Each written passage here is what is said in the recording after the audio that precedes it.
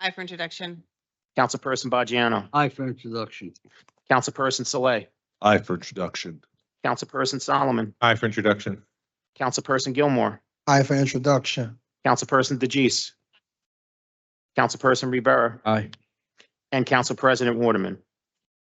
Items 3.1 through 3.8 are introduced unanimously 9-0.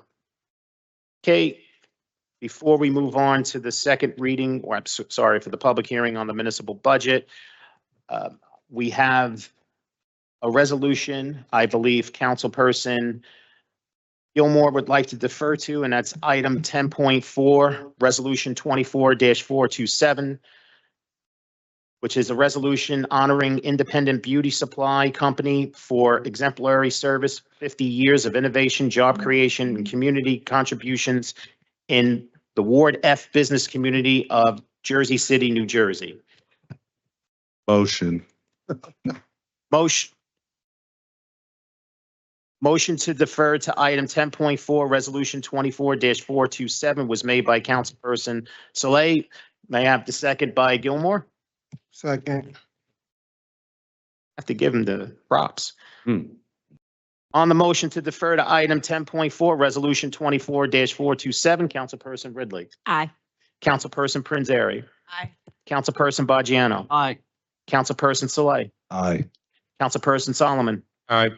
Councilperson Gilmore, Aye. Councilperson DeGise, Aye. Councilperson Rivera, Aye. and Council President Waterman. Motion to defer to item 10.4, Resolution 24-427 is approved unanimously 9-0.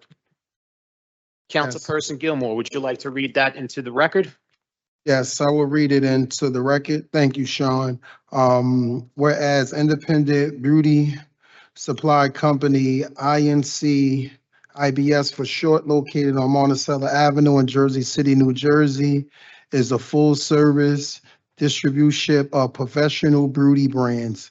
IBS is an industry pioneer in the niche of manufacturer to salon direct sales, education, and new products introduction for license, cosmetology. In the professional full-service distribution category, IBS is the largest African-American owned and operated distribution in the country. And whereas Samuel J. Rose, with the support, cooperation, and participation of his wife, Louise Rose, in association with partners Andrew Penny, Lawrence Frank, Robert Harris, Franklin Rose, and Rudolph Warren, established Independent Beauty Supply Company Incorporated on February 17th, 1974. Which has been in continuous operation for over 50 years on Monticello Avenue in Jersey City, with multiple locations over many years throughout Hudson, Essex, Somerset, and Passaic counties. Whereas during the COVID-19 pandemic, IBS was able to pivot and continue operations, shifting focus from in-store to online and social media marketing sales. Today, more than 80% of their business continue to function virtually.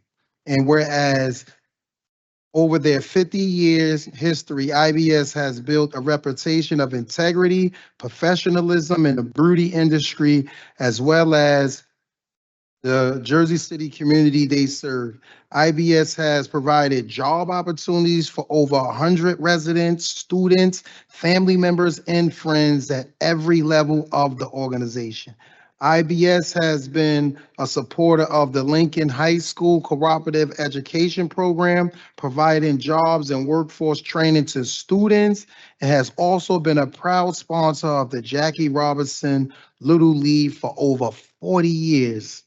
And whereas IBS continues to be a responsible contributor to the business community and the social fabric of the AME Church, the family has been active members for over 50 years. Now, therefore, be it resolved on this date, the 12th of June, 2024, the Jersey City Municipal Council hereby awards this resolution to Independent Beauty Supply Company Incorporated for their continued dedication and improvement to the Ward F business community.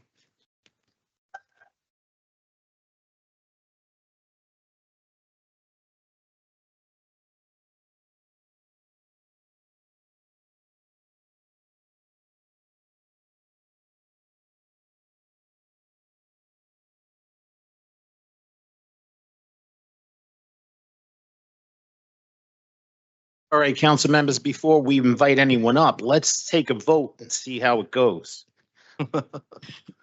On resolution 24-427, Councilperson Ridley.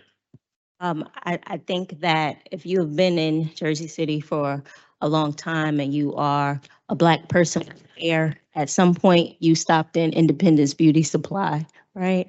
We all have, and it is good to see a long-standing business, a long-standing minority-owned business in our community. It means a lot. It means more than, just your family. It's an extension of the family of Jersey City. And it means a lot to us. So, thank you for always being not only a business, but being part of the community. Not only what was mentioned in the resolution, but also being active on the avenue and contributing to the SID and just trying to make sure that not only your business in that area, but other businesses are thriving. So we appreciate you. We appreciate your family, and congratulations for being there 50 years, and let's go another 50. So with that, I vote aye. No pressure. Councilperson Prinzary. So when we talk about small businesses being the backbone of our communities and the backbone of our city, you all are the shining example of what that truly means. All of the ways that you've contributed, I don't think that really we can put to words how meaningful that is. So with that, I proudly vote aye. Congratulations. Thank you. Councilperson Baggiano. Congratulations, and I vote aye. Councilperson Saleh. Wow. That's 50 years as a testament to your resilience and just like Jersey City and the mark that you've left in our community. This is an incredible story that deserves to be told. And I thank Councilman Gilmore for bringing this to our attention. And we hope, you can inspire the next generation of business owners to achieve the American dream and to pursue small business and to have that kind of staying power. If you think about 50 years, how much our country has changed, and you guys have been there steadfast for 50 years, whether the culture changes, the beauty standards change, like you're still there and you're still serving the community. And it's a beautiful thing. And, us as elected representatives, we owe it to you to not just recognize you, but we owe it to the other small business owners to make sure that there are other independent beauty supplies, that we're laying the fertile ground for the next generation. And I hope you do inspire anyone that's watching tonight, anyone that puts this in the paper tonight, to set up their small business and hopefully, have this kind of staying power. And God bless you guys. Thank you for doing the work that you do in our community. With that, I proudly vote aye. Councilperson Solomon. Incredible accomplishment, so well deserved. Thank you to Councilman Gilmore for acknowledging the extraordinary work you guys have done. And just think about how many people you have so positively touched over those 50 years. So I proudly vote aye. Councilperson Gilmore. Yes, I just want to take this opportunity to just thank you for all of the hard work. I remember what businesses didn't want to be on Monticello. You stuck it out. I vividly recall kids from Lincoln getting jobs there. I vividly recall, I wasn't always bald. So I remember going in there, getting my DAX and my wave cap. And like Councilwoman Ridley said, at some point in your life, you passed through that beauty salon. And again, just thank you. It's so hard to be in business, especially when you're a Black man in America, a Black family in America. And again, it was times where people wouldn't even walk through, let alone want to come and shop. And like I said, you stuck it out. So thank you so much. And I proudly vote aye. Councilperson DeGise. Jersey City has seen a lot of changes in the last 5 years, let alone the last 50. So I really congratulate you and hope that you continue on for the next future generations as well. I proudly vote aye. Also, the 50th anniversary is supposed to be gold, so I hope there's a lot of gold in your future this year. Councilperson Rivera. I mean, what I'm going to tell you, you guys probably already know. I mean, you guys are truly a breath of fresh air to your community. And especially for a Black-owned business, you know, in the area where sometimes people look for stability like you've been showing it for 50 years. And that's a big inspiration. You know, I'm sure that you've touched many hearts in Lincoln High School and throughout the community. And that's a big honor to look at a family that stays together and shows the fruits. And here we are 50 years later, giving you recognition for a job well done. You guys are amazing. Thank you for what you've done for the city of Jersey City, for your community. And I really hope that you guys continue to be an example for many people, not just business owners, for many people, because your structured stability shines. Thank you so much. I vote aye. Council President Waterman. Congratulations. I vote aye, but I know probably going down through the years when you look at your business, you started out with a business, you know, just because you had the passion, and not many people were doing Black hair products back then.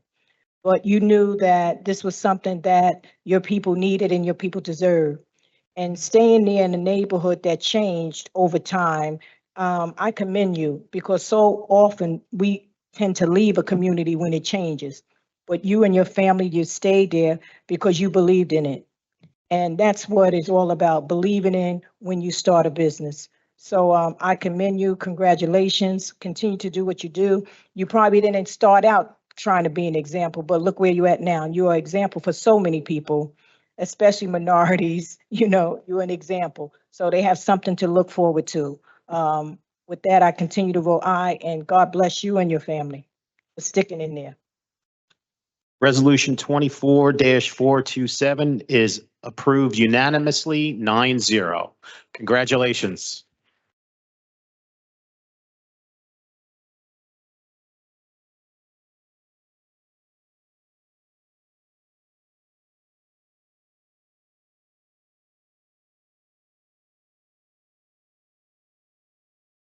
Not to put anyone on the hot spot, but if someone would like to come up and say a few words, we would love to hear from you. Calling the play now, Sean. They're in the huddle. I see that. That's good. It's good stuff. You said a few. They would probably say a few. I have a lot. Oh, okay. I'm going to be really brief. So first, I want to thank the council for recognizing our 50th anniversary and also the rededication of our street. It was renamed under Viola Richardson, Councilperson Richardson, but we're going to do a rededication on the 21st of June. So I'd like for everybody, if you can, come out. But I thank the council, particularly Councilman Gilmore, for making sure that this happened. I thank you. First and foremost, I want to give honor and praise to God and thank him for blessing us with Samuel Jerome Rose and placing him with a vision and courage to take the leap into entrepreneurship. They say an entrepreneur is somebody who leaps off a cliff and thinks about how he's going to land on the way down. And that's a difficult thing to do. I also want to thank his wife, my mother, Louise Rose, for walking with him step by step, side by side, through the company's formation and creation and growth through the steps, this 50-year journey, and even up to this day. Much of what she has done and continues to do goes unrecognized. I want to make sure it is recognized today. I also want to thank his partners, his original partners. One in particular, my Uncle Franklin to my right. His original partners consisted of Franklin Rose, Mr. Rudolph Warren, Lawrence Frank, Andrew Penny, and Robert Harris. I want to thank them for laying the foundation and planting the seeds and putting in the work to build Independent Beauty Supply into what at its apex was the largest African-American owned and operated full-service distributor of professional beauty products in the nation, based right here in Jersey City. I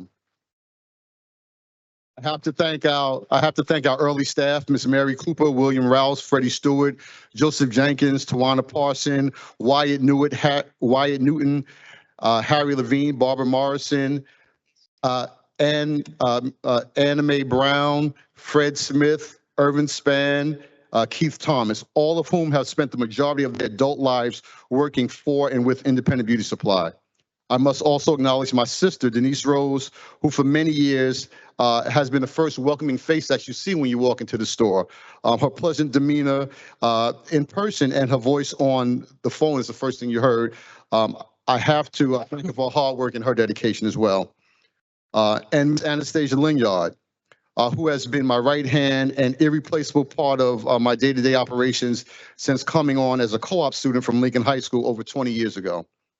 As well as the many other IBS family throughout the years. And I just got to go down a quick list and then I'll be done, which consists of Floyd Newton, Larry Allen, Mr. White, Barry Mitchell, Thomas Hankerson, Big Hank, Patricia, Jerome Ford, Graylin Simmons, Pat Green, Ronald Worsley, Demetric Dawkins, Melito Costello, Ronald Williams, Kevin Cleveland, Irvin Spann Jr., Everett Cooper, Latoya Grant, Mercedes Perez, Diane Rodriguez, Lashana Davis, Ashley Spann, Viola Jefferson, Marie Chapman, Charles Cuthbert Johnson, Claudia Royster, Jasmine Johnson, Angela Cooper, and Regina Smith, and countless others who have worked in one capacity or another.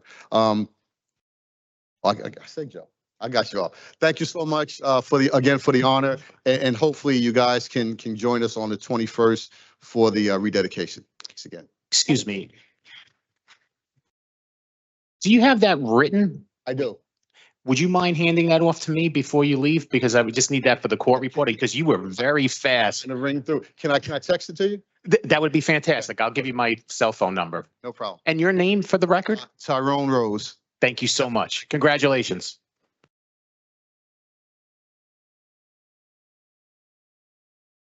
All right. On to our public hearing on the calendar year 2024 municipal budget.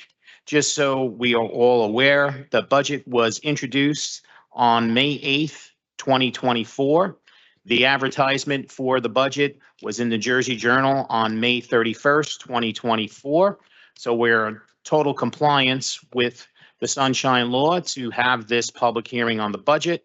And anyone who is wishing to be heard will please line up in the middle and approach the podium, and you will have 5 minutes, unlike the 3 minutes that you're normally used to, because it is on the budget. And when you are speaking, you must speak on the budget only. With that being said, is any members of the public wishing to be heard on the public hearing on the calendar year 2024 municipal budget? Okay, so that will be Charlene Burke as our first speaker.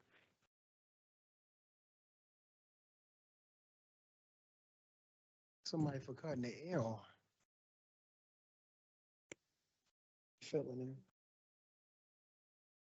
And we just remind you to pay attention to the little clock because that's set for 5 minutes. Okay, thank you. I would like to know, since in the agenda, it didn't give a link to the budget, so I really couldn't review it. And maybe it is somewhere on the website, but it didn't take you there. So I would like to know on the revenue side, how much is so I'll ask all the questions, then somebody can answer them. On the revenue side, I'd like to know how much the JCMUA will be contributing to the city this year. I would like to know how much the open space tax contribution will be. I would like to know the arts tax contribution will be. And I would like to know what the library tax will be this year. On the expenditure side, does Jersey City continue to contract with a grant writing consultant? If that is the case, I would like to know how much is that contract for? What is the open space trust fund balance currently? I think we haven't spent any money out of that, so it should be carried forward each year. Also, what is the arts and cultural trust fund balance? I'd like to know if that's being carried forward or is that being distributed? Now at 1/2 a year into the fiscal year, So, has any department exceeded 50% of their budget line at this point? I know that last year in November, December, we had some departments that were exceeding their budget by far, and that it caused a fiscal crisis here in the city, in which I think Councilman Gilmore made a point about the MUA transferred over $50 million to fill that budget crunch. So I would like to know right at this point, are you holding all these departments to their line as far as the budget goes? Okay, particularly the police and the fire, I think were the ones specifically who couldn't manage their overtime last year. So please, those are my only questions. Finance?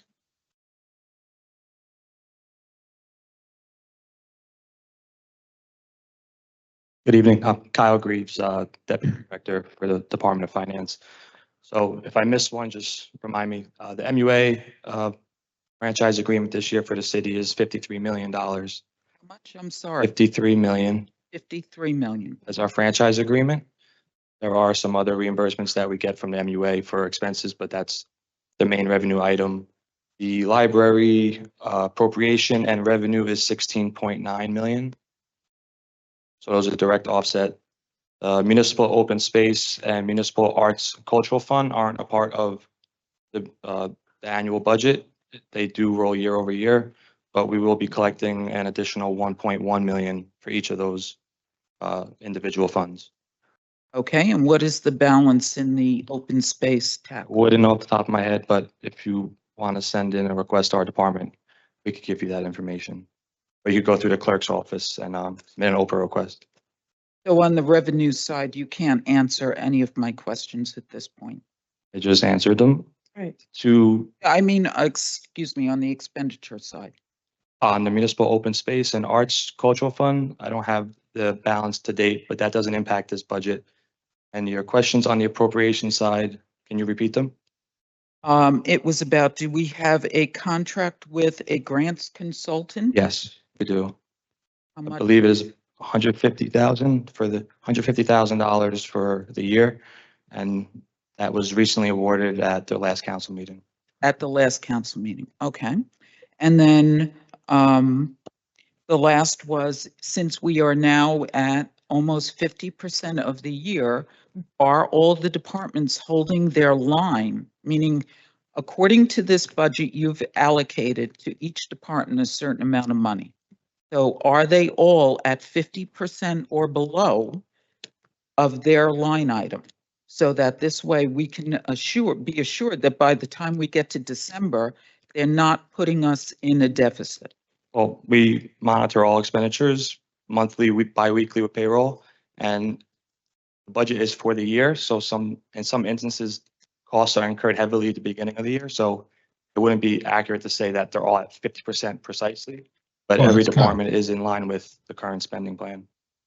Well, as I mentioned last year, we had an exceeding amount, particularly brought about November, December. Charlene, that's your 5 minutes. I understand, but it was a back and forth. No, I understand, but it's your 5 minutes.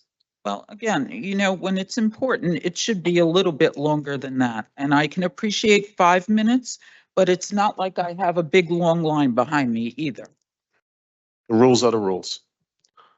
This is still a public hearing on this ordinance. I mean, on the calendar year 2024 municipal budget. And your name? Denise Irvin Davis, good evening. I'm sorry, I didn't get that. Denise Irvin Davis. Denise Davis. Thank you. Good evening. I wanted to find out how much is in the budget for the mental health crisis that can you hear me? What's allotted in the budget for the mental health area, safety department, crisis intervention? Give them a second, Denise. Okay, thank you.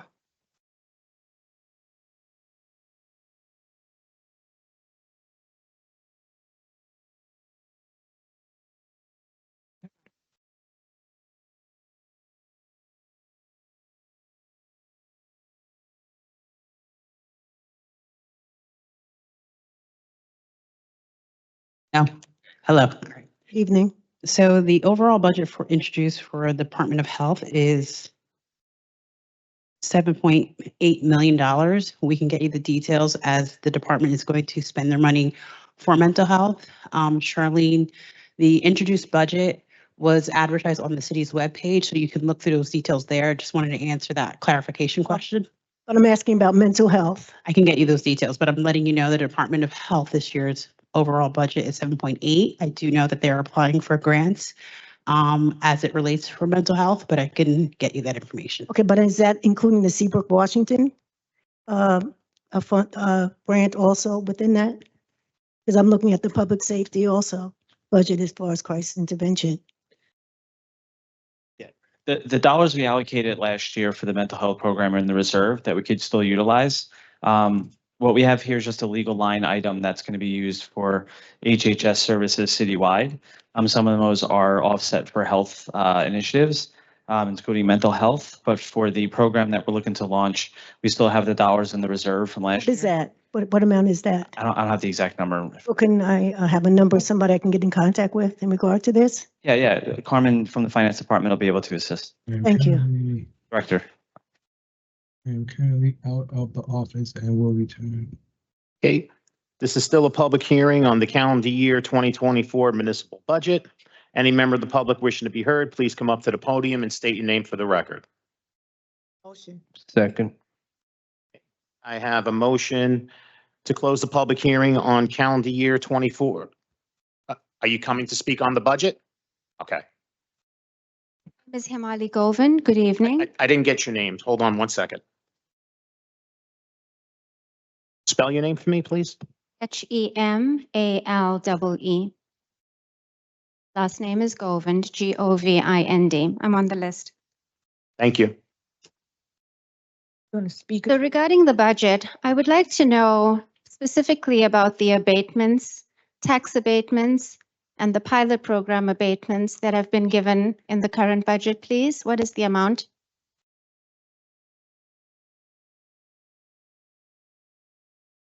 The city is anticipating about $90 million in abatement revenue this year, with no new abatements awarded for this year.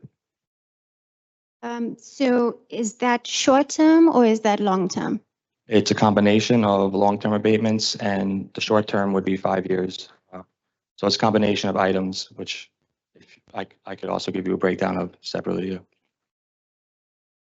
What is the tax rate for ordinary residents in the city? Is it 2.247? That's the total tax. Do you want to know the municipal tax rate? Myself is an individual taxpayer in Jersey City of property taxes.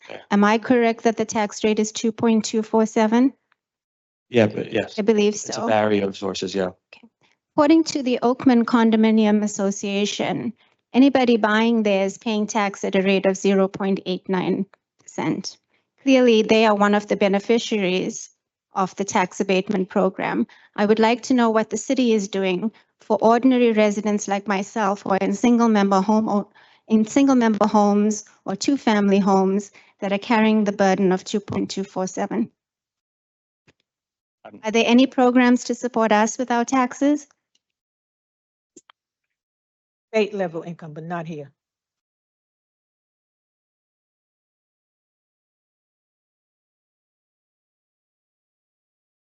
On the state level, No. there's the anchor program. Right. And that's like a 50, you have to meet within a certain income threshold. It's There are no income thresholds for people living at the Oakman or any other of the properties receiving abatements. I'm not sure. This council We're not. hasn't approved any. Respectfully, I ask the council to please take up the matter. There are many families in Jersey City that are suffering, that are unable to afford staying in this city. And that's a shame. Thank you. Yeah. This is still a public hearing on the calendar year 2024 municipal budget. Any member of the public wishing to be heard? Daniel Sicardi. I just have one question. What is the URL to go to download the complete copy, the budget?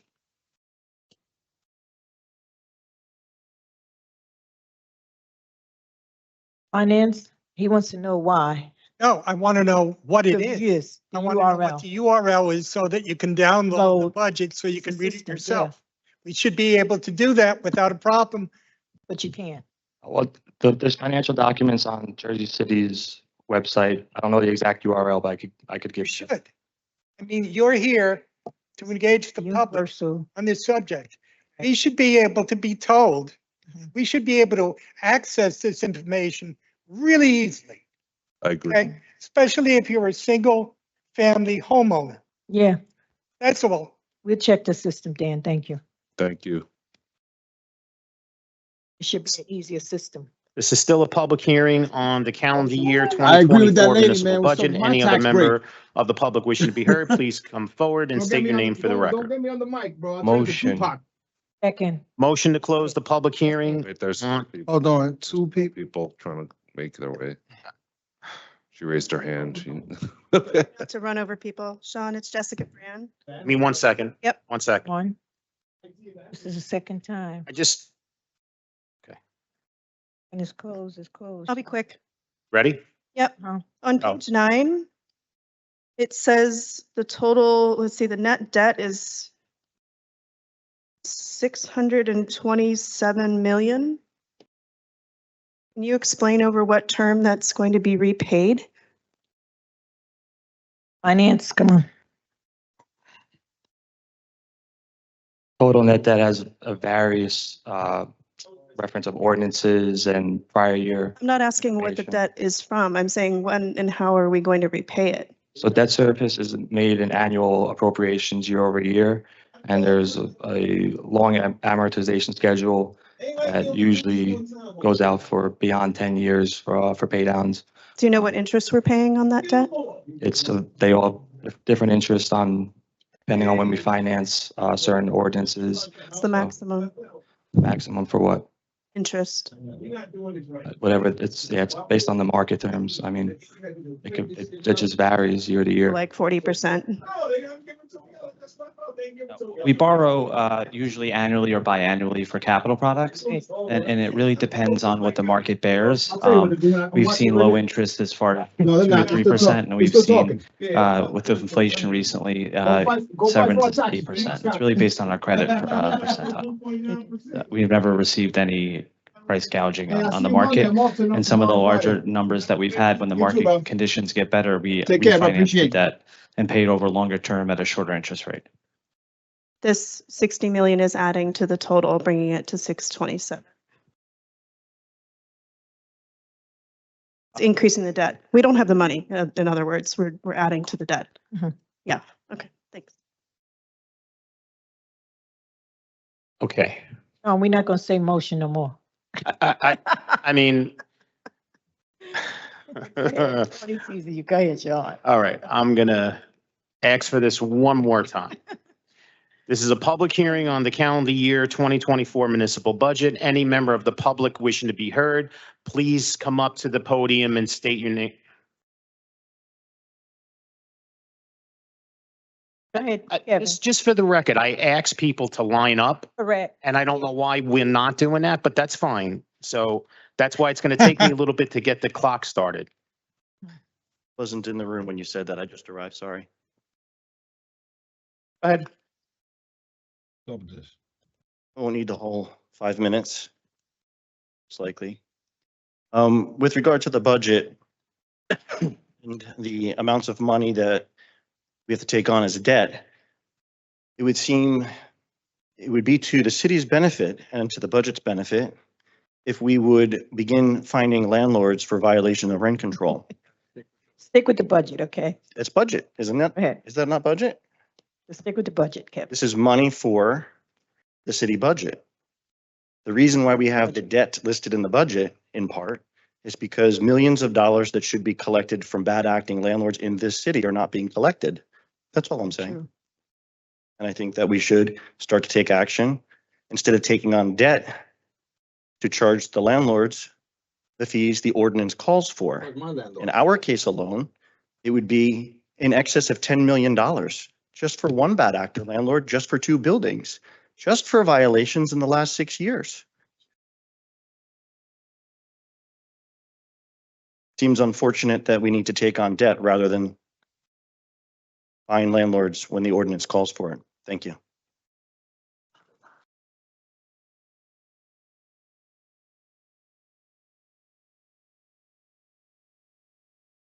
Oh, it's, we gonna do the picture. We got the, resolution. So as soon as he close, Yeah, as soon as he close. I'm trying. I'm Second. really trying. Second. Wait, you got to let me say it though. All right.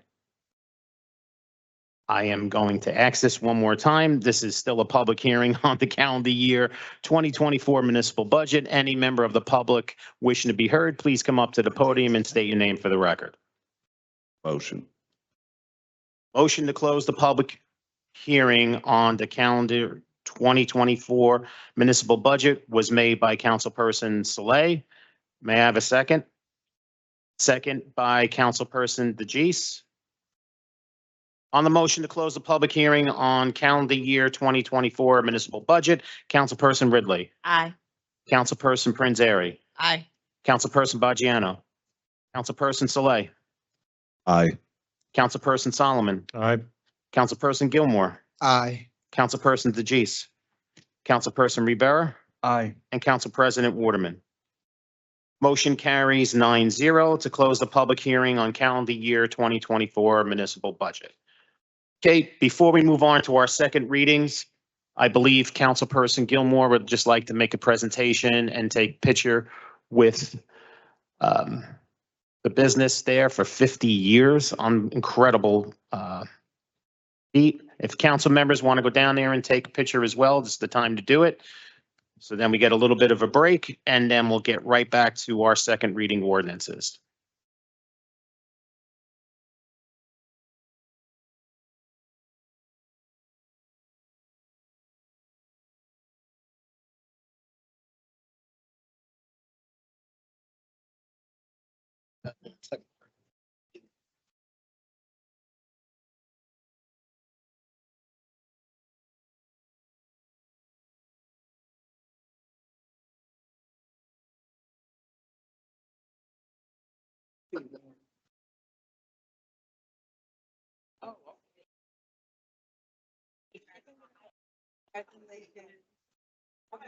He's not gonna take it.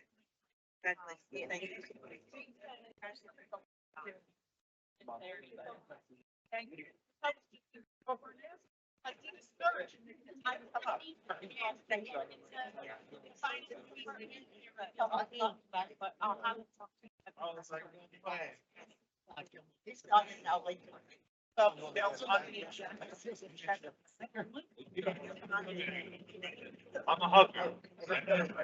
All right, good people, we press for time.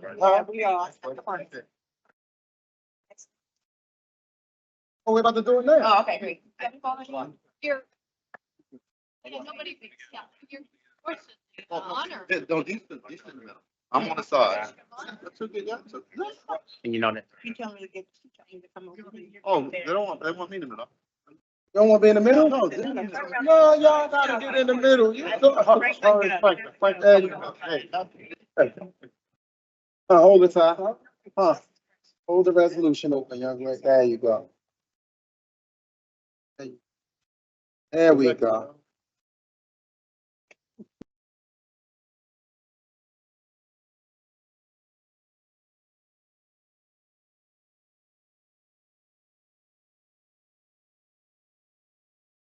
We gotta get a standard school for you, man. We gotta get a standard.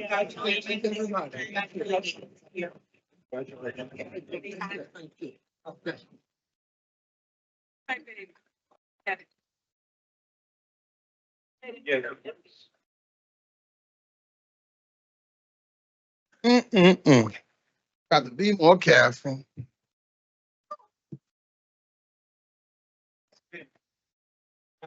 Middle one? Oh, get to yourself. Oh, what numbers I have to be?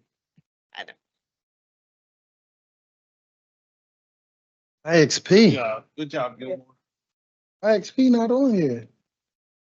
Unicorn, you mean? Yeah. Unicorn. The unicorn one. Yeah, that one solution thing. Sure, I was trying to get the information again.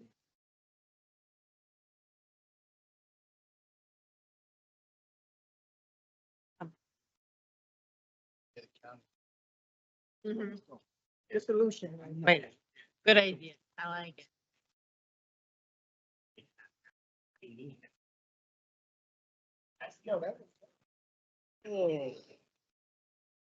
Sure, because they want Mhm.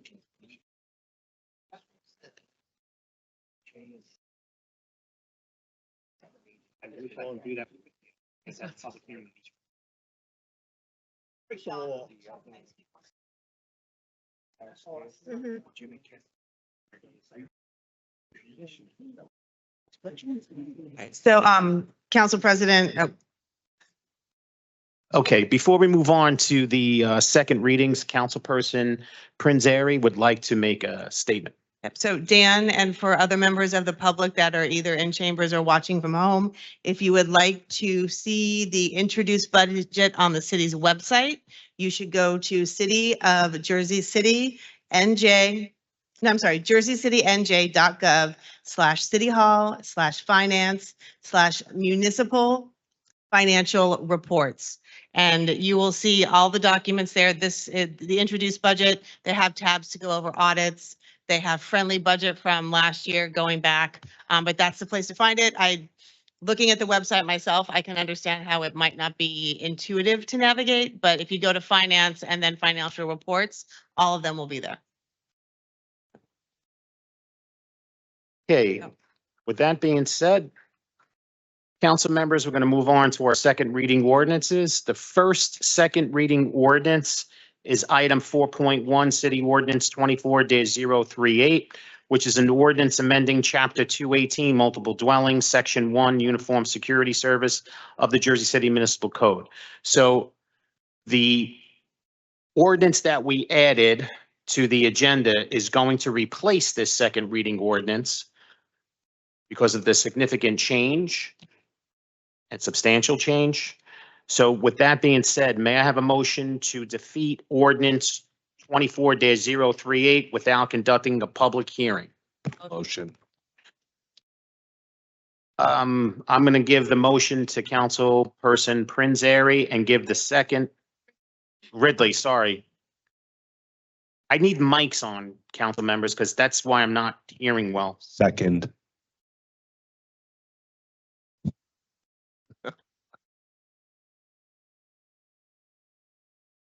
So I have a motion made by Councilperson Ridley, seconded by Councilperson Saleh. Thank you. On the motion to defeat City Ordinance 24-038 without conducting a public hearing, Councilperson Ridley. Aye. Councilperson Prinzary. Aye. Councilperson Bajano. Councilperson Saleh. Aye. Councilperson Solomon. Councilperson Gilmore. Aye. Councilperson DeGise.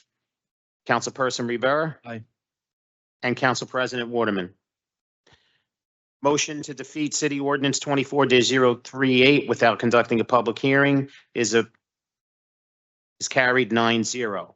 For final consideration and defeat of City Ordinance 24-038, Councilperson Ridley.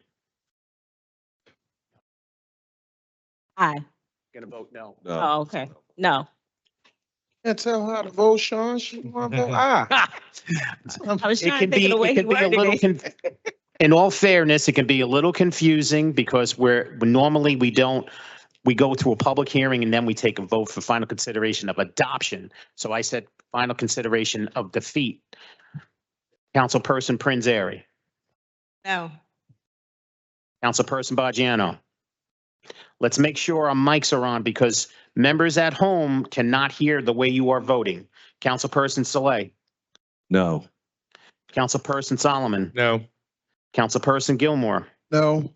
Councilperson DeGise. Councilperson Rivera. No.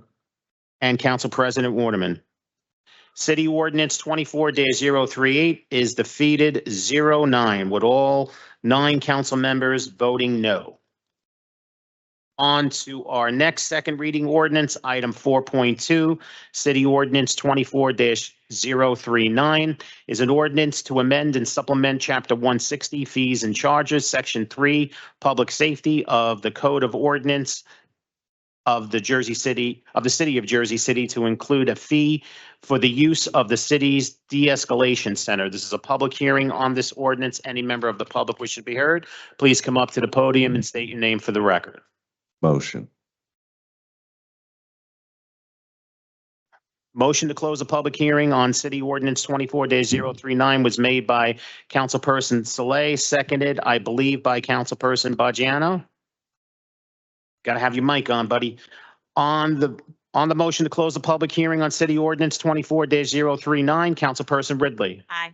Councilperson Prinzary. Councilperson Bajano. Councilperson Saleh. Aye. Councilperson Solomon. Councilperson Gilmore. Aye. Councilperson DeGise. Councilperson Rivera. Aye. And Council President Waterman. Motion to close the public hearing on City Ordinance 24-039 is approved 9-0. For final consideration and adoption of City Ordinance 24-039, Councilperson Ridley. Aye. Councilperson Prinzary. Aye. Councilperson Bajano. Councilperson Saleh. Aye. Councilperson Solomon. Aye. Councilperson Gilmore. Aye. Councilperson DeGise. Councilperson Rivera. Aye. And Council President Waterman. City Ordinance 24-039 is adopted 9-0 unanimously. Excuse me. On to our next second reading ordinance, item 4.3, City Ordinance 24-040 is an ordinance of the City of Jersey City and the County of Hudson, State of New Jersey, authorizing the acceptance of real property identified on a tax map of the City of Jersey City as Block 6004, Lot 1.03, Block 6005, Lot 13.04, and a portion of the former 17th Street right-of-way, also known as Cole Street Park. This is a public hearing on this ordinance. Any member of the public wishing to be heard, please come up to the podium and state your name for the record. Motion. Oh, you go. We have you somebody coming up? coming. We have Okay, somebody coming. Sorry. Sorry. And just remember, Charlene, it's 3 minutes now. Yes, thank you. I just have a question. Who is the council person for this? And That's me. You got to raise the mic, Charlene. We can't hear you. sorry, I'm sorry. And is there a community group that is affiliated with the Cole Street Park? There is a farmer's market, the Cole Street Farmers Market, that is located there. That's it, but otherwise there's no one involved in the park, pretty much? I would say no, not to my knowledge. There might be some inside the building, but they haven't reached out to my office. That's all I wanted to know. Thank you. Thank you very much. This is still a public hearing on City Ordinance 24-040. Any member of the public wishing to be heard, please come up to the podium and state your name for the record. Motion. Second. Hold on 1 second. I'm sorry. On that motion to close the public hearing on City Ordinance 24-040 was made by Councilperson Rivera, seconded by Councilperson Saleh.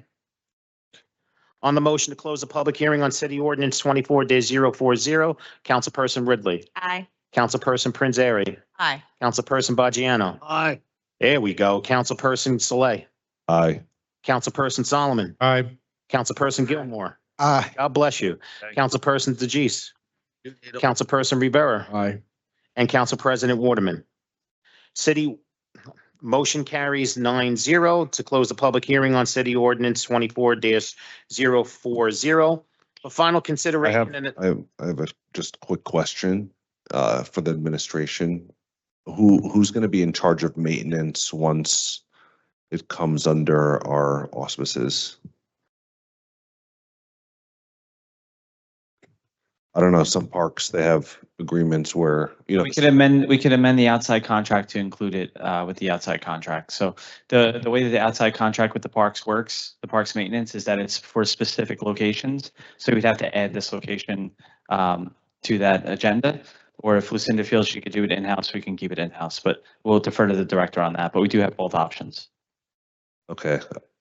I don't mind assuming responsibility. I just want to make sure, that something doesn't happen. That's why I mentioned both. You know, if it's something that we feel we don't have the equipment for the wheelhouse, we can go outside, but we also have the right to keep it inside.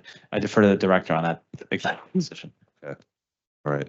A decision will be made though, ultimately, like once we pass this. Within the next week. Okay, awesome. All right, that's all. We get back to. Okay, for final consideration and adoption of City Ordinance 24-040, Councilperson Ridley. Aye. Councilperson Prinzary. Aye. Councilperson Bajiano. Aye. Councilperson Saleh. Aye. Councilperson Solomon. Aye. Councilperson Gilmore. Aye. Councilperson DeJeece. Councilperson Rivera. Aye. And Council President Waterman. City Ordinance 24-040 is adopted unanimously 9-0.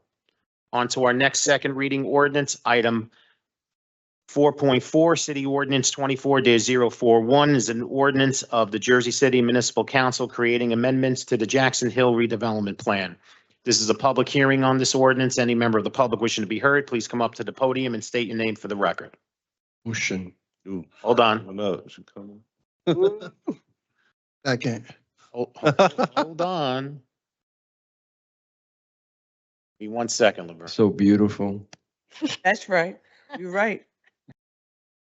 I earned it. Okay, Laverne, ready to go.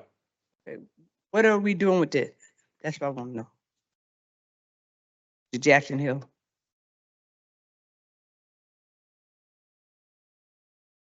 I can't hear. But this is for the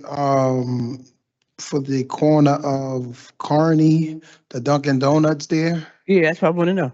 Yeah. What they gonna do? Fix that little hoop up where they have all the little stores at? Yes. That's what I wanted to make sure because it wasn't being motivated. So that's a good thing. Thank you. Okay, this is still a public hearing on City Ordinance 24-041. Any member of the public wishing to be heard, please come up to the podium and state your name for the record. Motion. Second. Motion to close the public hearing on City Ordinance 24-041 was made by Councilperson Rivera, seconded by Councilperson Saleh. On the motion to close the public hearing on City Ordinance 24-041, Councilperson Ridley. Aye. Councilperson Prinzary. Aye. Councilperson Bajiano. Aye. Councilperson Saleh. Aye. Councilperson Solomon. Aye. Councilperson Gilmore. Aye. Councilperson DeJeece. Councilperson Rivera. Aye. And Council President Waterman.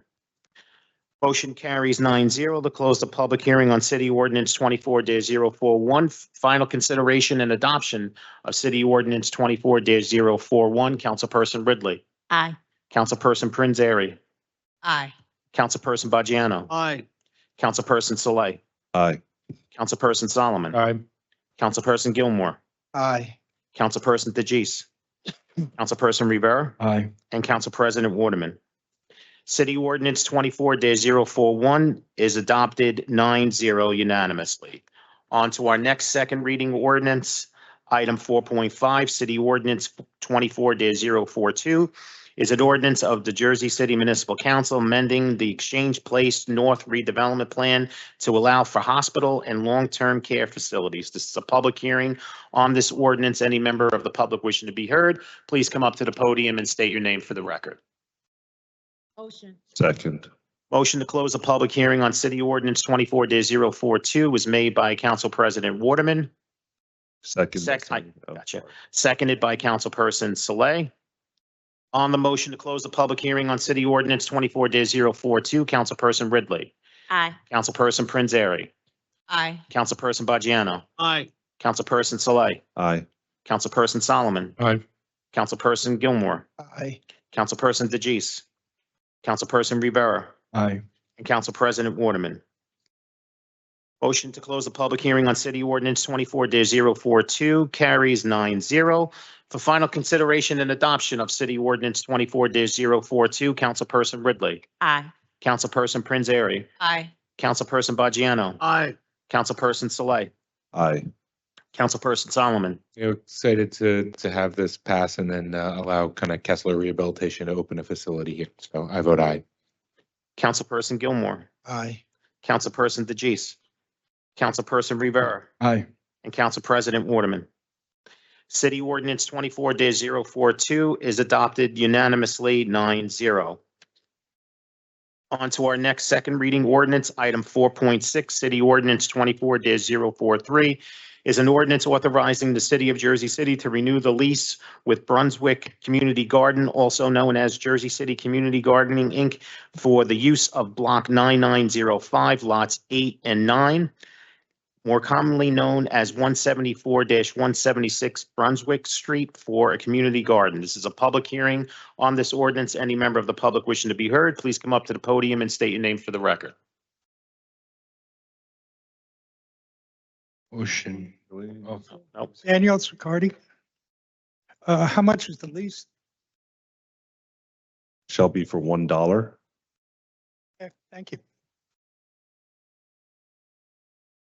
Okay, this is still a public hearing on City Ordinance 24-043. Any member of the public wishing to be heard, please come up to the podium and state your name for the record. Motion. Second. Motion to close the public hearing on City Ordinance 24-043 was made by Councilperson Saleh, seconded by Councilperson Baggiano. On the motion to close the public hearing on City Ordinance 24-043, Councilperson Ridley. Aye. Councilperson Prinzary. Aye. Councilperson Baggiano. Aye. Councilperson Saleh. Aye. Councilperson Solomon. Aye. Councilperson Gilmore. Aye. Councilperson DeGise. Councilperson Rivera. Aye. And Council President Waterman. Motion to close the public hearing on City Ordinance 24-043 is approved 9-0. For final consideration and adoption of City Ordinance 24-043, Councilperson Ridley. Aye. Councilperson Prinzary. Aye. Councilperson Baggiano. Aye. Councilperson Saleh. Aye. Councilperson Solomon. Aye. Councilperson Gilmore. Aye. Councilperson DeGise. Councilperson Rivera. Aye. And Council President Waterman. City Ordinance 24-043 is adopted unanimously 9-0. On to our next second reading ordinance, item 4.7. City Ordinance 24-044 is an ordinance authorizing the City of Jersey City to renew the lease with Greater Neighborhood Alliance for the use of Block 30003, Lot 45, more commonly known as 81 Garfield Avenue, for community garden. This is a public hearing on this ordinance. Any member of the public wishing to be heard, please come up to the podium and state your name for the record. Second. Motion to close the public hearing on City Ordinance 24-044 was made by Council President Waterman, seconded by Councilperson Saleh. On the motion to close the public hearing on City Ordinance 24-044, Councilperson Ridley. Aye. Councilperson Prinzary. Aye. Councilperson Baggiano. Aye. Councilperson Saleh. Aye. Councilperson Solomon. Aye. Councilperson Gilmore. Aye. Councilperson DeGise. Councilperson Rivera. Aye. And Council President Waterman. Motion carries to close the public hearing on City Ordinance 24-04490. For final consideration and adoption of City Ordinance 24-044, Councilperson Ridley. Aye. Councilperson Prinzary. Aye. Councilperson Baggiano. Aye. Councilperson Saleh. Aye. Councilperson Solomon. Aye. Councilperson Gilmore. Aye. Councilperson DeGise. Councilperson Rivera. Aye. And Council President Waterman. City Ordinance 24-044 is adopted unanimously 9-0. On to our next second reading ordinance, item 4.8, City Ordinance 24-045 is an ordinance authorizing the City of Jersey City to renew the lease with Mandela Garden, sponsored by Greater Neighborhood Alliance, for the use of Block 19503, Lot 36, more commonly known as 447 Martin Luther King Drive, for a community garden. This is a public hearing on this ordinance. Any member of the public wishing to be heard, please come up to the podium and state your name for the record. Motion. Ooh. Oh, Second. I'll do the second. thank you. So the motion to close the public hearing on City Ordinance 24-045 was made by Council President Waterman and seconded by Councilperson Saleh. On the motion to close the public hearing on City Ordinance 24-045, Councilperson Ridley. Aye. Councilperson Prinzary. Aye. Councilperson Baggiano. Aye. Councilperson Saleh. Aye. Councilperson Solomon. Aye. Councilperson Gilmore. Aye. Councilperson DeGise. Councilperson Rivera. Aye. And Council President Waterman. Motion carries 9-0 to close the public hearing on City Ordinance 24-045. For final consideration and adoption of City Ordinance 24-045, Councilperson Ridley. Aye. Councilperson Prince Airy. Councilperson Bajano. Aye. Councilperson Soleil. Aye. Councilperson Solomon. Aye. Councilperson Gilmore. Aye. Councilperson DeJeece. Councilperson Rivera. Aye. And Council President Waterman. City Ordinance 24-045 is adopted unanimously 9-0. On to our next second reading ordinance, item 4.9, City Ordinance 24-046 is an ordinance granting a temporary construction easement to the New Jersey Department of Transportation for construction of drainage systems along Route 7 affecting real property owned by the City of Jersey City known as Block 287, Lot 5, as shown on the official tax maps of the town of Kearney. This is a public hearing on this ordinance. Any member of the public wishing to be heard, please come to the podium and state your name for the record. Motion. Motion to close the public hearing on City Ordinance 24-046 was made by Councilperson Saleh. May I have a second? Second by Council President Waterman. On the motion to close the public hearing on City Ordinance 24-046, Councilperson Ridley. Aye. Councilperson Prince Airy. Aye. Councilperson Bajano. Aye. Councilperson Saleh. Aye. Councilperson Solomon. Aye. Councilperson Gilmore. Aye. Councilperson DeJeece. Councilperson Rivera. Aye. And Council President Waterman. Motion to close the public hearing on City Ordinance 24-046 carries 9-0. Before I move further, I believe the business administrator would like to address the municipal council. Sean, we asked the council if they would entertain tabling this after the public hearing, just for one meeting. We are talking to DOT about some other projects we're working on with them. And it's a little bit of a leverage point we have with them to make sure they put something in writing that they'll fulfill some of those obligations. Motion to table after the public Maybe hearing. we should close the debate for Oh, we didn't close it yet? We closed the public hearing. this new one, or, sorry. So right now, we're looking for a motion to table. Motion to table. Hold on one second. Motion to table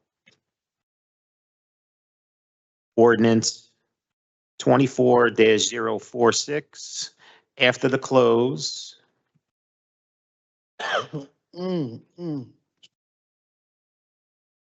James, of the public hearing. James said the motion. So Councilperson Solomon made the motion and Councilperson Rivera, you seconded it? That's correct. Thank you for the clarification. So on the motion to table City Ordinance 24-046 after the close of the public hearing, Councilperson Ridley. Aye. Councilperson Prince Airy. Aye. Councilperson Bajano. Aye. Councilperson Saleh. Aye. Councilperson Solomon. Aye. Councilperson Gilmore. Aye. Councilperson DeJeece. Councilperson Rivera. Aye. And Council President Waterman.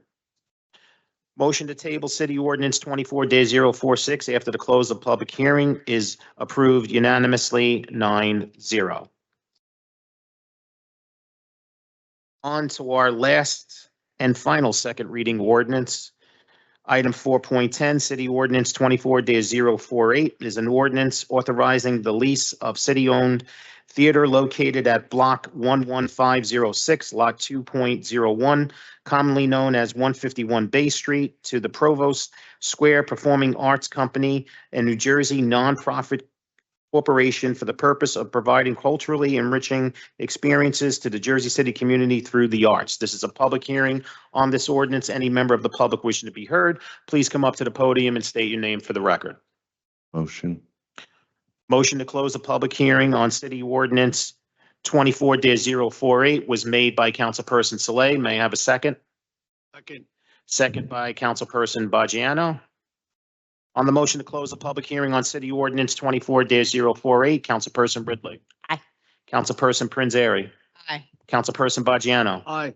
Councilperson Saleh. Aye. Councilperson Solomon. Aye. Councilperson Gilmore. Councilperson DeJeece. Councilperson Rivera. Aye. And Council President Waterman. Motion to close the public hearing on City Ordinance 24-048 carries 9-0. For final consideration and adoption of City Ordinance 24-048, Councilperson Ridley. Aye. Councilperson Prinzary. Aye. Councilperson Bajano. Aye. Councilperson Saleh. Aye. Councilperson Solomon. Aye. Councilperson Gilmore. Aye. Councilperson DeGise. Councilperson Rivera. Aye. And Council President Waterman. City Ordinance 24-048 is adopted unanimously 9-0. Council members, before we move on to our public speaking portion, I believe Finance got the green light to move forward with one of the tabled ordinances on the agenda. And that's, if I can get to it, item 11.8, City Ordinance 24-034. It's a refunding bond ordinance authorizing the issuance of not to exceed $18,720,000 aggregated principal amount of refunding bonds and/or refunding notes by the City of Jersey City and the County of Hudson, State of New Jersey, for the purpose of funding an emergency appropriation to pay tax appeal liabilities pursuant to NJSA 40A:4-46 and an emergency temporary appropriation to pay tax appeal liabilities pursuant to NJSA 48:4-20. This ordinance was tabled after the close of the public hearing on May 22nd, 2024. The motion was made by Councilperson Saleh, seconded by Councilperson Bajano, and it had an 8-0 vote with Councilperson Rivera absent. Council members, I need a motion to remove item 11.8, City Ordinance 24-034 from the tabled agenda. Motion made by Council President Waterman. May I have a second? Second. Second by Councilperson Rivera. On the motion to remove item 11.8, City Ordinance 24-034 from the tabled agenda, Councilperson Ridley. Aye. Councilperson Prinzary. Aye. Councilperson Bajano. Aye. Councilperson Saleh. Aye. Councilperson Solomon. Aye. Councilperson Gilmore. I don't know what's going on there. We're Removing. looking to remove item 11.8, City Ordinance 24-034 from the tabled agenda for consideration. Oh, okay. All right. Aye. Councilperson DeGise. Councilperson Rivera. Aye. And Council President Waterman. Motion carries 9-0 to remove item 11.8, City Ordinance 24-034 from the tabled agenda. For final consideration and adoption of City Ordinance 24-034, Councilperson Ridley. Aye. Councilperson Prinzary. Councilperson Bajano. Aye. Councilperson Saleh. Aye. Councilperson Solomon. Aye. Councilperson Gilmore. Aye. Councilperson DeGise. Councilperson Rivera. Aye. And Council President Waterman. City Ordinance 24-034 is adopted unanimously 9-0. All right, council members, we're moving on to before we do that, I have another announcement from our first Assistant Corporation Counsel, John McKinney. Just give me 1 second, John, to get the camera on you. I have to. It's my job. Go ahead, John. Because the question had come up earlier on where people could find the budget on the web page, you had to go to the search function to find it. I just added a redirect link. So if you go to jcnj.org/budgets, again, that's jcnj.org/budgets, that'll take you to the page that has the 2024 introduced budget. Thank you so much. My man does many jobs besides being an attorney. All right, with that being said, we are now at the public speaking portion of the meeting. I am going to be calling the first name of the individual and the number only. So please pay attention to the agenda as we move along. So with that being said, our first speaker, 5.1, Laverne. Good evening again, Council and Councilman Gilmore. I appreciate you and highly respect you and the council for what you did today for independent because I go back then with the father when he first started on MLK, which was called Jackson Avenue back in the day. And that's the beauty for them to still standing and doing what they do in our community. Again, I appreciate you. I say thank you to the whole council. And saying that, we have to do better in our educational field. I'm getting ready for my summer program. I don't get none of your money, no grant, nothing. I go to lawyers, developer like Greeny Pullman is hiring 7 of my counselors at $15 an hour for the entire summer. Act Chevrolet on Garfield Avenue, he stepped up, he's gonna do 5. So 12 Jersey City youth will be working with me again.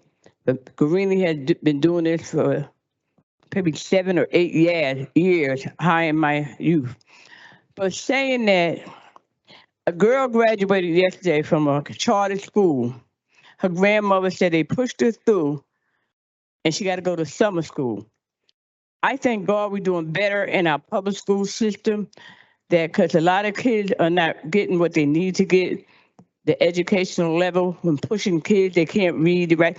That's why we have so many young people out on our street corners. They can get to a smoke shop and get weed and stuff, but they're not getting a proper education. That's why I do what I do in our community. And I pray and I hope that we all can work better and do better and clean up the pools in our parks for this summer. And I thank God that he's been sending the rain to wash it because we haven't been.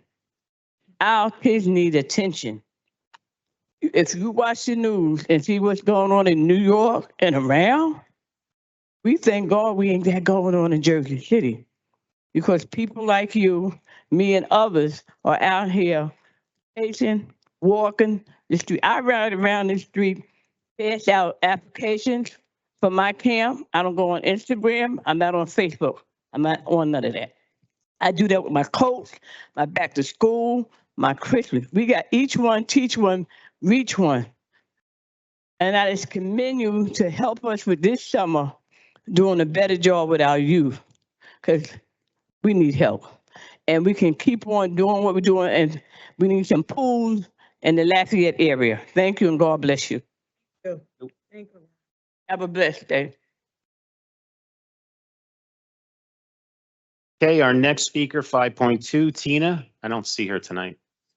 Okay. Next speaker, 5.3, Edward. I don't see Edward either. And moving on to 5.4, Gina. Good evening, Gina Davison, Ward F. As always, I want to thank the council for their time and attention this evening. I also personally want to thank councilpersons Gilmore, Solomon, and Prince Airy for their presence at the Unity Walk this past Saturday. It means a lot to see you show up to your communities. Tonight, I want to direct your attention to item 10.26, Resolution 24-550. It's for a contract with Millennium Communication Group to install infrastructure for surveillance, public surveillance, starting at East District Police Precinct and parts of Monmouth Street. If I'm looking at the correct Millennium Communication Group, the vendor in question, they are an AI video surveillance service provider. AI video surveillance has proven to be a racist policing measure, one that disproportionately misidentifies Black and brown faces. We are not to a point where biometric rights have been defined in our country. I do not feel comfortable with my city beginning to adopt this police tactic with no real discussion. This feels like something that's going to sneak up on us. So I'm asking that tonight we vote down 10.22, Resolution 24-550, until there has been thorough accounting of what the intent is longer term with video and/or AI-enabled surveillance in our city. Beyond this individual issue, I'm asking also for more advocacy from all of you, from the council, when it comes to public safety. Director Shea has a lot of orders to follow and he's very busy. We need to raise issues with him actively. I want to remind everyone that we lost Andrew Washington to police violence in August of 2023. It's not yet been 10 months, and there is still no real response, no real clarity on what is being done to fix the problem of mental health emergent response services here in Jersey City. We need specifics. We need protocol. We hear about a de-escalation center where there's a firing range. A firing range we're about to start renting out to other municipalities and groups for shooting practice.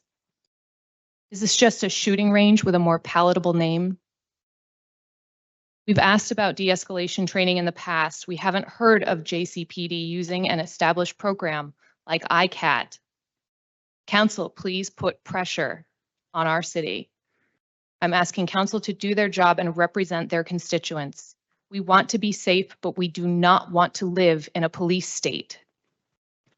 Thank you very much. Thank you.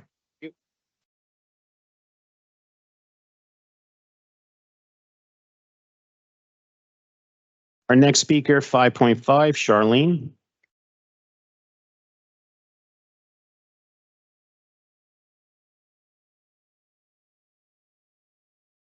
Good evening again, Council. I'd like to speak about the Jersey City Municipal Utilities Authority, the meeting that I attended regarding the rate increase.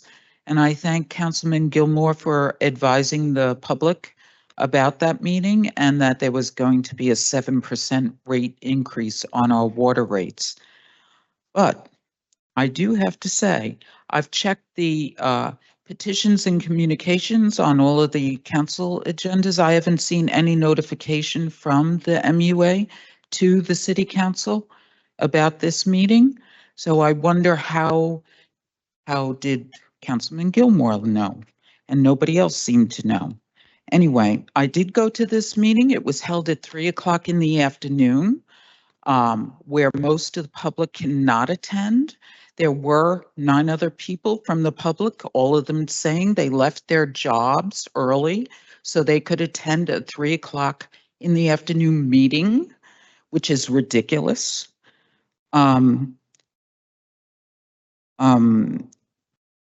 One of the things that came out at this meeting, it's not really 7%, it's 7% this year. It's 5% for every year for the next 5 years. That's 30%. We're getting an increase on our water. Now, I know that earlier the budget, we spoke about how much the city's getting out of their money. So it's effectively taxation through the water department that you are basically getting more money to go into the funds here. So I think that's shameful that it was a 3:00 meeting. It has to stop. Each of you has to fight for the right of who put you in those seats to have access to these people who reach into our pockets, extracting hard-earned dollars without showing their faces or offering a reason. Their report was not available to any of the public online.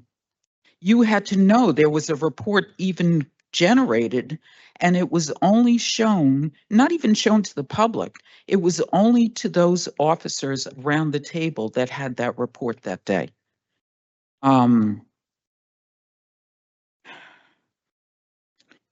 Every one of them sitting around that table earns probably $100,000 or more, and they're determining what people who earn much, much less than them have to pay additionally.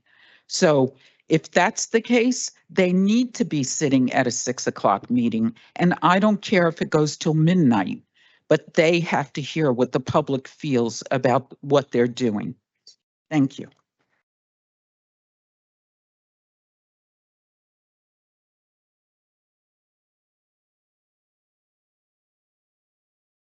Our next speaker, 5.6, Deborah.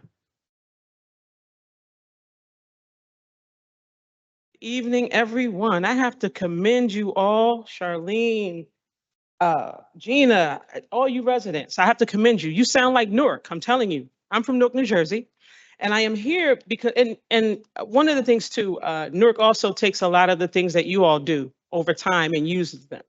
So my comrade back there wants to take the clerk home with her to our city council. We like the way you handle business. Thank you, sir.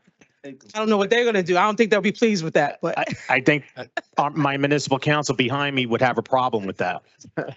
I was gonna. you know. No, we're not letting that happen. It's not happening. All right. Okay, we can try.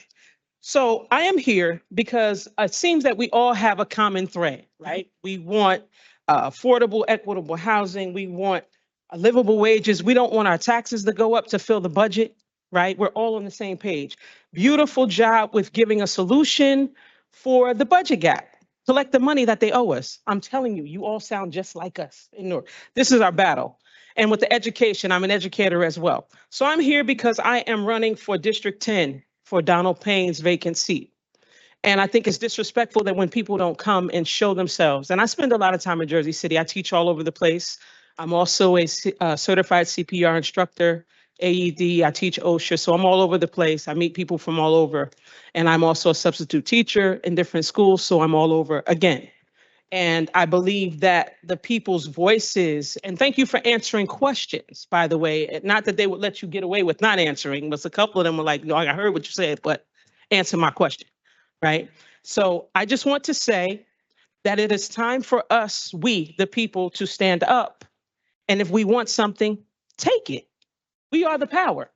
If 98% of us say we want a thing, we want a thing. Take that thing. But the way we do that is to vote differently. You cannot vote the same way and expect different results. If you want something you had never had, you got to do something you've never done. Okay? Let's change the way that we look at things. You can like who you want to like, but who's getting the job done for you? Who's there to answer your questions and to meet your needs? And we really need to look at this because people are trying to throw people in our faces and force us to vote for people. Oh, no, get this person. Look at the work that they do. Actions express priorities. If you are not a priority to people, do not give them your vote. Your vote is power. Stand on it and make a change. I don't care what anyone says. You have eyes to see and you know what is going on. Deborah Salters, District 10, 4D. Have a great night. Thank you.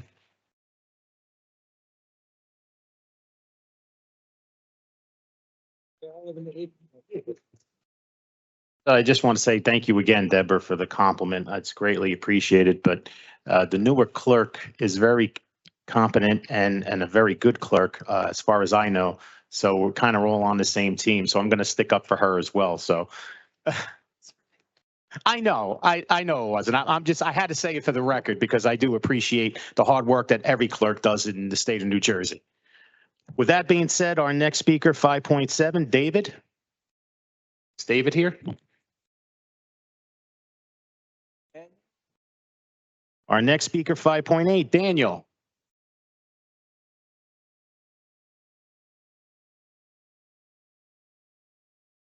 And now everybody on the city council and the city clerk, Mr. Gallagher, should be aware of the reason why I'm here, because I emailed you exactly what happened.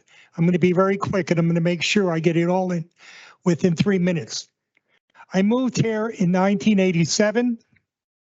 Within the first week that I was here, I pulled a permit from Tony Lambiazzi so that I could put in a driveway and parking pad in front of my house. For the last 37 years, it's been there. I haven't done anything except paint no parking in front of it. Last December, Tanya Marioni, who was overseeing the repaving of Kensington Avenue, decided that she was going to narrow driveways. Everyone at this city council knows the meaning of the word grandfathering. My driveway is not 10 feet. It's not 8 feet. It's 17 and a half feet. It's the way that I cut the curb myself, that the city of Jersey City approved and okayed everything. It ain't my fault that those records that were stored in the basement of Jersey City are not existent anymore. But I am grandfathered in. I have been waiting since December to have DPW and Tanya Marioni correct the error that she did when she marked my driveway and cut it in half. Now, it is going to be the easiest thing on the face of the earth for me to repave my for me to remark my driveway myself, but I shouldn't have to do it. But if I have to do it, I'm going to. But I also looked at the list of legal parking spaces on my block. And guess what? There aren't any. I'd like to know why. I contacted Tanya Marioni last week, and I'm also aware of the fact that she is now basically the new Robert Cotter, or the head of planning. She is not available at zoning. Nobody at zoning knows anything about grandfathering and has been instructed by her not to honor it. I want to know, and I want it to be on the record, that I contacted Sean Gallagher, and I want to see the most current ordinance that exists in regards to the fact that our driveways are now supposed to be 10 feet. Thank And you, I want to Daniel. also know if the Time is up, Daniel. retroactive is. Your time is up, Daniel. Thanks. Dan, just briefly, if you go onto the city portal that lists legal driveways, Kensington Avenue is on there, and I believe your house number is on there as well. It was updated in April this last year, because I checked it today. Am I getting repaved? I have to. I mean, am I getting remarked? I'm not going to go back and forth with you about this now. We'll talk about this offline, okay? Our next speaker, 5.9, Christina. Christina's not here. Thank you. 5.10, 5.10, Himali. I think she was here earlier. 5.11, Kevin.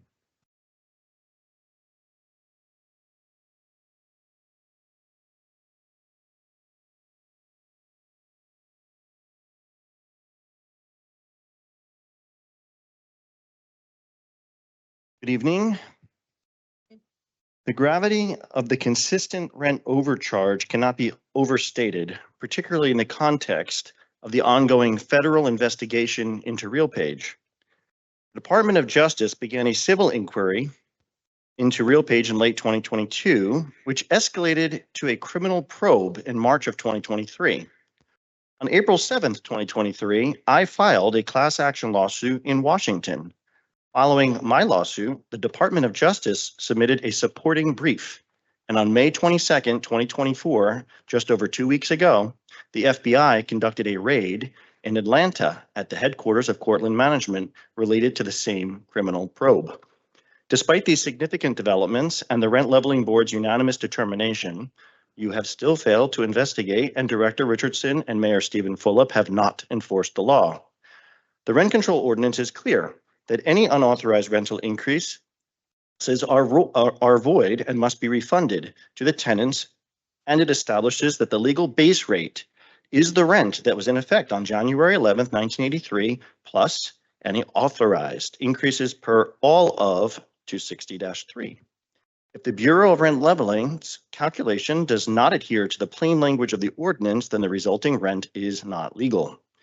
Your inaction in the face of these blatant violations could be construed as a conspiracy against rights, a federal crime under 18 U.S.C. 241, and honest services fraud under 18 U.S.C. 1346, which carries severe penalties. If an investigation reveals that your failure to act is connected to these serious offenses, the consequences for you could be devastating, especially considering the recent incident where a bullet penetrated a window of Portside Towers East. If this act of violence is found to be related to the rent control dispute and your inaction, and if it constitutes a threat of death or an attempt on someone's life, the legal ramifications for those found liable could include up to 20 years or even life in prison. The federal bribery statute, 18 U.S.C. 201, prohibits public officials from receiving anything of value in exchange for an official act. If your inaction is motivated by a desire to preserve jobs for family members such as a niece, sister, daughter, or mother-in-law, it could be interpreted as a form of bribery, triggering federal criminal liability. The doctrine of qualified immunity may not shield you from personal liability if you knowingly violate clearly established rights. 600 speeches and counting clearly establish. Furthermore, your actions or inaction are found to be part of, if they're found to be part of a pattern of racketeering activity, you could face additional liability under the Racketeer Influenced and Corrupt Organizations Act. Predicate acts include under RICO, bribery, Thank you, honest Kevin. services fraud. Thank you. Our next speaker, 5.12, Tara.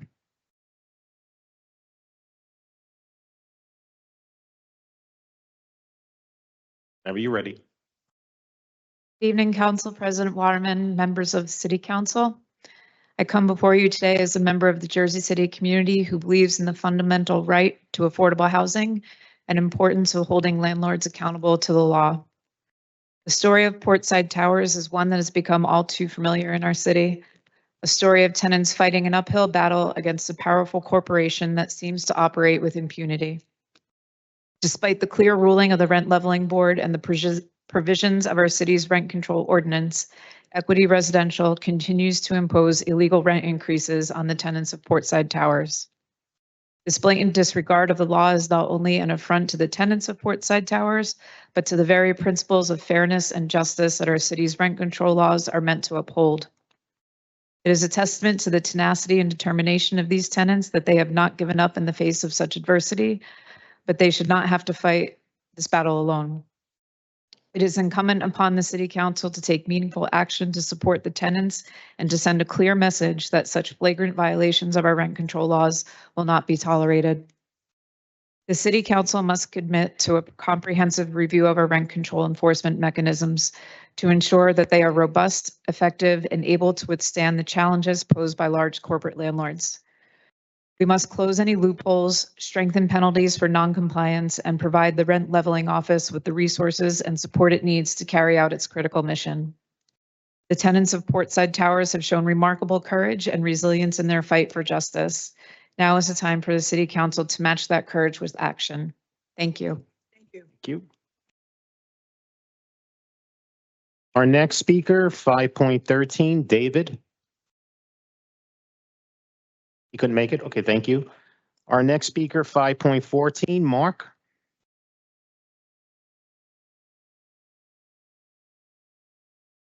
You can give it to me, sure. And I'll hand it out while he's speaking, if that's okay. Whenever you're ready, Mark. Okay. Members of the City Council. Make sure the mic is by you. Sorry. Any better? Excellent. Members of the City Council. I'd like to thank you and the city's legal department, and especially John McKinney and Frank Gilmore for the work on Ordinance 24-055, which received its, let's call it, a first reading today. The ordinance, if enacted, will clarify 218-1 Uniform Security Service of multiple buildings. In addition to thanking you, I have questions on another subject, RUBS. I don't know whether you've heard of it, but the Ratio Utilities Billing System, better known as RUBS, enables landlords to unbundle utilities such as water, sewage, and trash from the rent. Rather than include these in the rent, each apartment gets a bill for their share of the utilities based on an algorithm that the landlord controls. In the case of Equity Residential at Portside, we're billed for water and sewage based on the number of square feet in the apartment, divided by the total occupied square feet of all apartments in the complex. The trash bill is simply divided by the number of apartments. The amount we pay, though, fluctuates wildly. From the chart you see, this is my actual payments. On the back is a list of the individual payments. The chart you see that I paid $89 for water, sewage, and trash together in October 23. But the next month, the bill was $153. This is a massive change. It just doesn't make any sense to me. We've asked Equity Residential for the water, sewage, and trash bills, but Equity will not provide the bills. This makes RUBS an extremely opaque charge that's supposed to be a straightforward pass-through to us. We have we have to pay it, but we're not allowed to audit the bill. In the unlikely event the residential is collecting more from the tenants they're paying in water bills, is Equity Residential acting as an unlicensed and possibly illegal water supplier if they're making a profit? Similarly, trash. Could they be acting as an unlicensed trash haulage company if they're making a profit? If all this is above board, then why won't Equity Residential allow us to see their bills for water, sewage and trash so we can audit them? We need transparency around this simple pass-through transaction. And the way to get transparency is to see the bills that Equity Residential actually pays for utilities. How can you help us?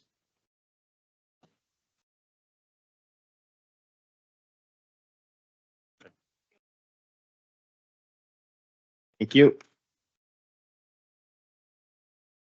Our next speaker, 5.15, Suzanne. She's not here. Thank you. Our next speaker, 5.16, Joel.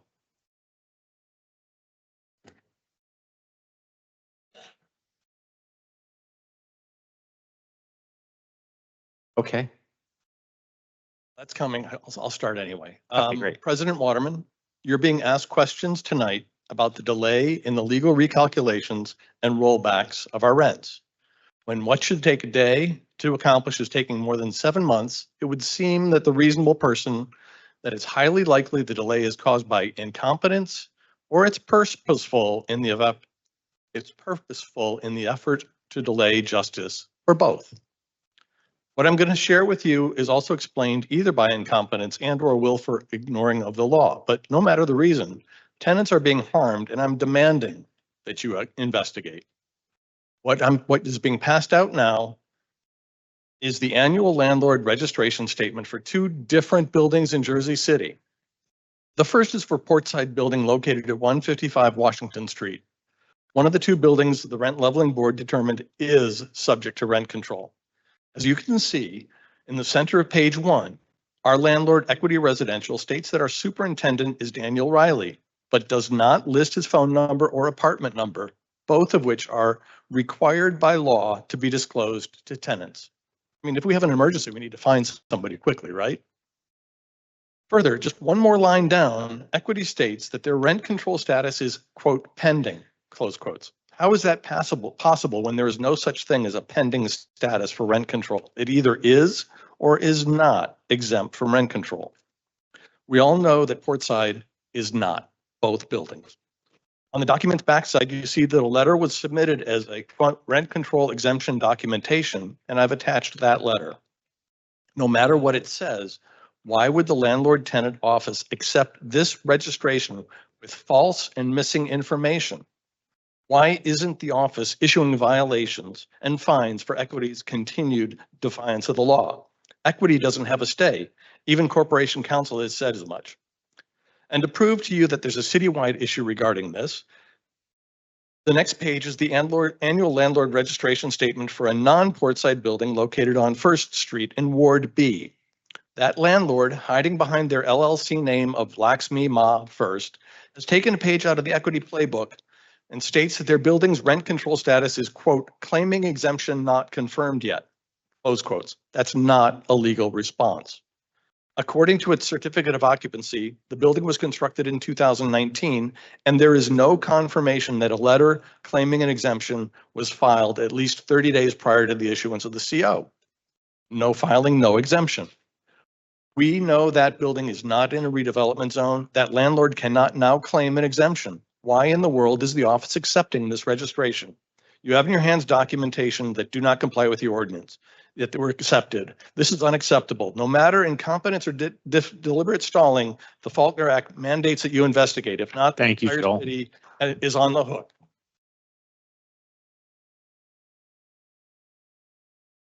Our next speaker, 5.17, Erin. Thank you. Next speaker, 5.18, Jessica. Good evening, City Council. As you all know, I'm a tenant residing at Portside Towers, and tonight maybe it's been weeks on end, but tonight I'm frustrated. To stay in our home, we just paid our illegal rent, which is up over 56% since we filed our legal rent petition in 2022. It's 2 years. I also come here with the sincere hope that we can work together to uphold the law and protect the rights of Jersey City residents. Ours is not a referendum on rent control per se, but rather one of enforcement of laws as written, laws that were carefully considered and crafted by your predecessors. Ordinance 260 is clear and unambiguous, yet continues to be selectively enforced by you and this city. In the 8 months since the Jersey City Rent Leveling Board unanimously ruled that Portside Towers is subject to rent control, there has been no enforcement of this ruling. No rebates have been issued for overcharges. No concrete timeline for compliance has been provided. We've been left in limbo. It appears that our landlord and the city are simply waiting for all of us to simply go away. Guess what? We're not going away. We won't give up. We stand firm, and all of this obscene delay is reinforcing that our votes are powerful, that we are tenants and a force for change, and that the day of reckoning is coming. The board's ruling was unambiguous. Our landlord and building should follow the same rent control laws as other properties, yet we see the ruling ignored while our landlord profits from these overcharges. Hundreds of millions of dollars in overcharges and the associated interest have been outright stolen from us. This is unjust, unfair, and a daily threat to our collective mental health, our livelihoods, our families, and our community. As Dr. Martin Luther King Jr. stated, injustice anywhere is a threat to justice everywhere. And as Jerry Spence observed, selective enforcement of the law is the first step towards tyranny. In fact, if this ruling is not enforced, it sends a troubling message about whose rights matter in our city. So we ask you, the council, to take immediate action. Issue a firm 30-day deadline for the city's calculations to be completed. Issue a firm 30-day deadline for the landlord to refund all overcharges since 2016. Appoint a task force with tenant representatives from Portside to ensure transparency and compliance going forward. Commit to giving us monthly updates until this matter is fully resolved, and collect fines and penalties to reduce city's debt and help us all. Justice delayed is justice denied. We tenants have waited patiently, but our patience, my patience, is exhausted. Follow your own laws, enforce this ruling, protect tenants' rights. Thank you.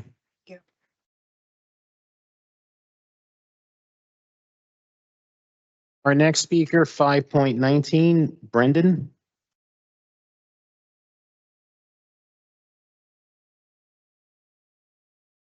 So let's get it out of the way. It has been 8 months since the decision has been made. I feel like nobody here needs to hear us talk about this again. Since the decision, there's been no information from the landlord tenant office. Oh, crud. Let's try it this way. Or turn your heads over. Either works. Our rent, it's been over 8 months and our rents continue to increase. A 2-bedroom is now over $6,000 per Equity Zone website. Pardon my language, but what the absolute fudge. The council instructed us to complete the administrative process, which we have done, and nothing has happened again. We are requesting investigation since there's been no enforcement action taken. Investigations isn't clearly warranted, and we are desperately need help in solving this issue. Now, in case you left when my neighbors broke the news or you weren't paying attention, the FBI this morning raided 10 corporate landlord offices over illegal rent raises and illegal collusion. Me, I'm waiting to see when they start entering New Jersey and dealing with this problem. Personally, I'm going to actually go out and buy a newspaper and frame whatever paper's carrying the story. A millennial actually owning a newspaper will be shocking to the world. We're all waiting to My questions are simply this: why are the people involved in this seeming to be incompetent and doing absolutely nothing as we wait and come to the city every 2 weeks to talk? What is happening? How is it this difficult to make an Excel file and run inflation comparison? It's not. It really isn't, considering all I do all day is work in Excel files. Thank you. Thank you.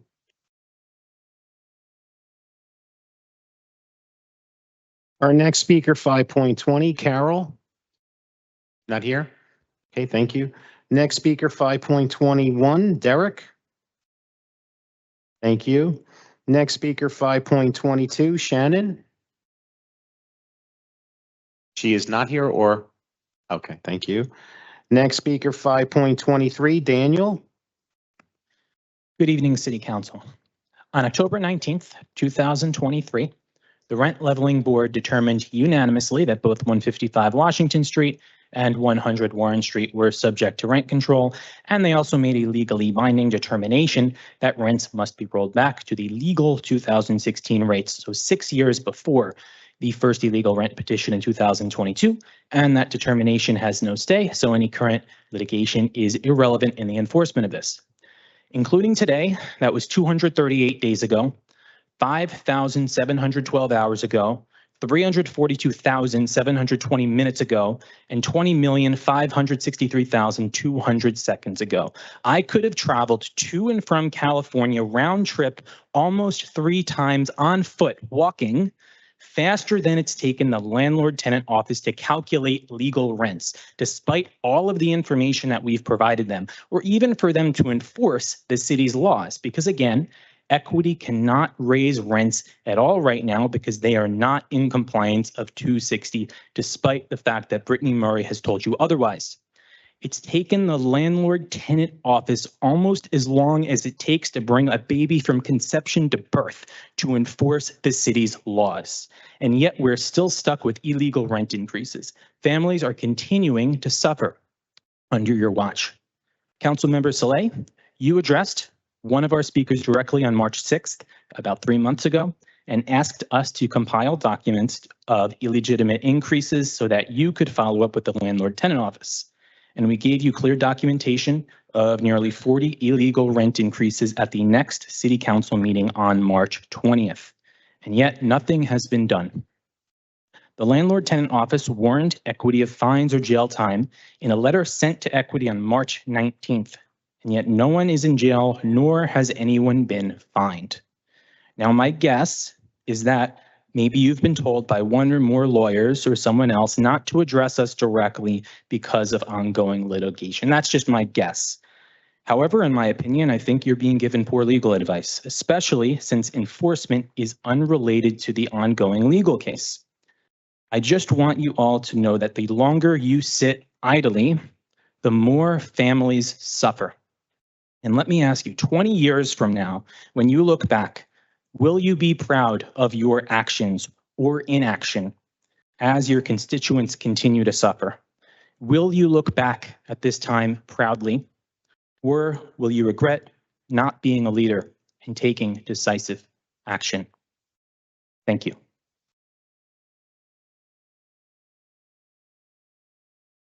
Our next speaker, 5.24, Drew.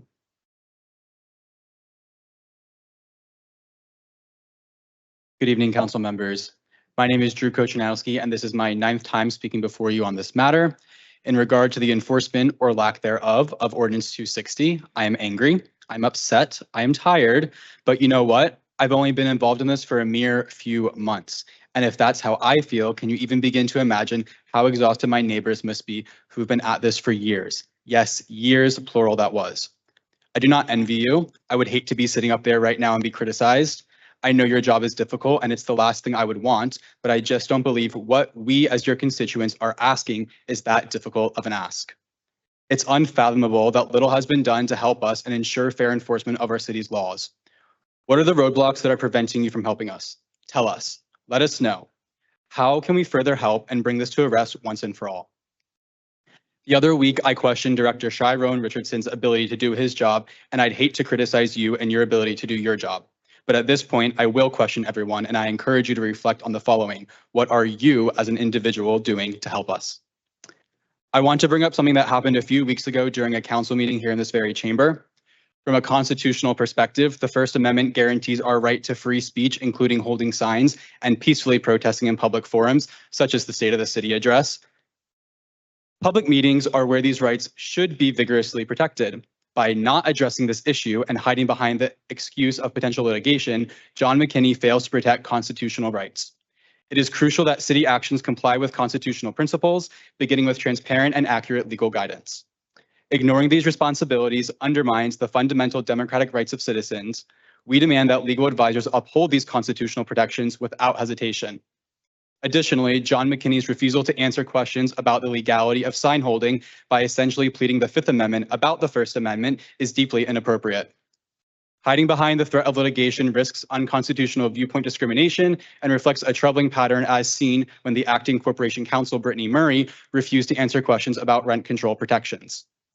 Such conduct leaves residents vulnerable, and we believe it constitutes serious ethical violations. These actions likely justify formal complaints to the New Jersey Bar Association, the Superior Court Ethics Committee, and other relevant oversight bodies. Before I wrap up, I quickly want to end on a lighter note and talk about the sense of community I found at Portside Towers. This community is like no other. I have met some of the most passionate people who are fighting for not just rent protections of us Portside tenants, but tenants across Jersey City and beyond. So as much of a pain as it is to spend my time here, I actually don't hate it. I'm happy to be here because of the incredible people I'm surrounded by. I've created great relationships with my neighbors who I can call my friends. They stand behind me and are some of the sharpest, unequivocally determined, and brightest individuals I've ever met. This isn't difficult for us because we have each other, but given the lack of enforcement on your end, this may be difficult for you. Thank you. Our next speaker, 5.25, Anna. Not here? She is here.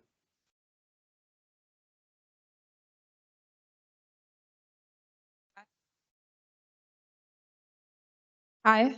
Okay. I've attended a few of these meetings now, and I noticed something interesting last week. Numerous speakers addressed the infringement of tenants' rights in Jersey City. Then one woman came up and spoke about an issue she was facing with her business. Immediately, her councilperson responded and had her speak with her aide.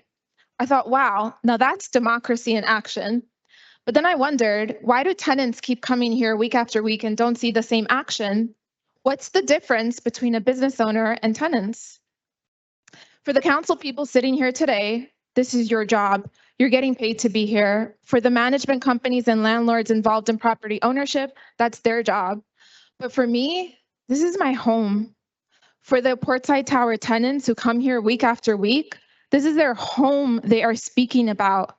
Where we live profoundly impacts our physical and mental well-being and sense of safety. Unscrupulous landlords inflict stress, anxiety, and uncertainty, compromising our health. Nobody should have to endure that. It's not right, it's not fair, and it's not legal. When I called the Landlord-Tenant Relations Office, they told me they were backlogged 1 year. They told me to read through Chapter 260 myself and advocate for myself. Am I to understand that the government office created to enforce rent control code is not only not enforcing it, but telling people to figure it out themselves? I'm a software developer. I can write a bot to respond to everyone who calls them and send a link to those people for Chapter 260, and we don't even need them to answer the phone anymore. What's the point? What's the point of that office? I don't get it. Aren't they meant to do more? Stand up for what's right and do the right thing. Back your constituents, the tenants of Jersey City. Enforce the law. Ensure tenants have a safe place to call home and are afforded the right to enjoyment of their premises without the threat of unscrupulous management tactics looming over them. Thank you.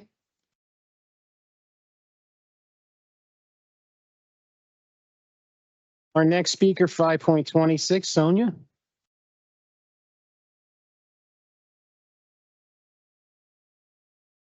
Evening.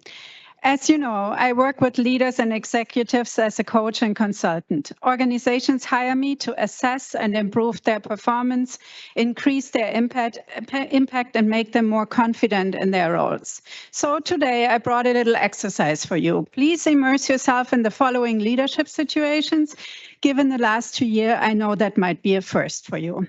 First situation, imagine you have a team that delivered a task, actually, let's say partially delivered an assessment, concluding in a decision 7 months ago, on October 19th, 2023, to be precise. Following this assessment, natural step needed to happen to bring this decision to life. These steps included some neighboring departments in your organization. You are the overall project lead. Sadly, right after that day, you fell into a 7-month coma, but luckily recovered and came back to work on Monday, realizing that nothing has happened since October. What would you do? Second situation, imagine at the beginning of the year, you have asked your business partner to send you a report. The report was due on April 24th, but unfortunately you haven't received it to this day, even though it's the basis to reconsider serious mistakes that had happened in the past and affected significant miscalculations of your people's compensation. What do you do in this situation? Third situation, imagine your company has a code of conduct which has been in place for decades. Let's call it the 260 code of conduct. One day you realize that it has been violated by a long-term vendor of yours in multiple occasions. Your company also has a compliance hotline, which you can call in situations like that. Actually, you are required by law to call the hotline if you notice any violations. What do you do when you realize that these violations have been happening under your watch? Now imagine you do call the legal hotline and it turns out that they don't have your best interest in mind, but for some reason protect the vendor who is in violation of your code of conduct. What do you do then? Last situation. The most recent engagement survey reveals that your people are very unsatisfied with your leadership. They feel you don't listen nor do anything for them.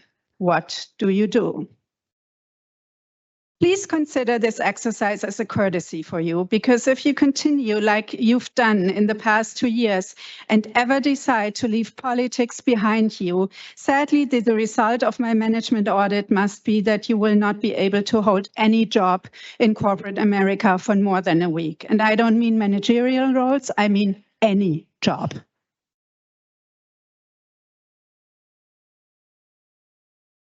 Our next speaker, 5.27, Denleo.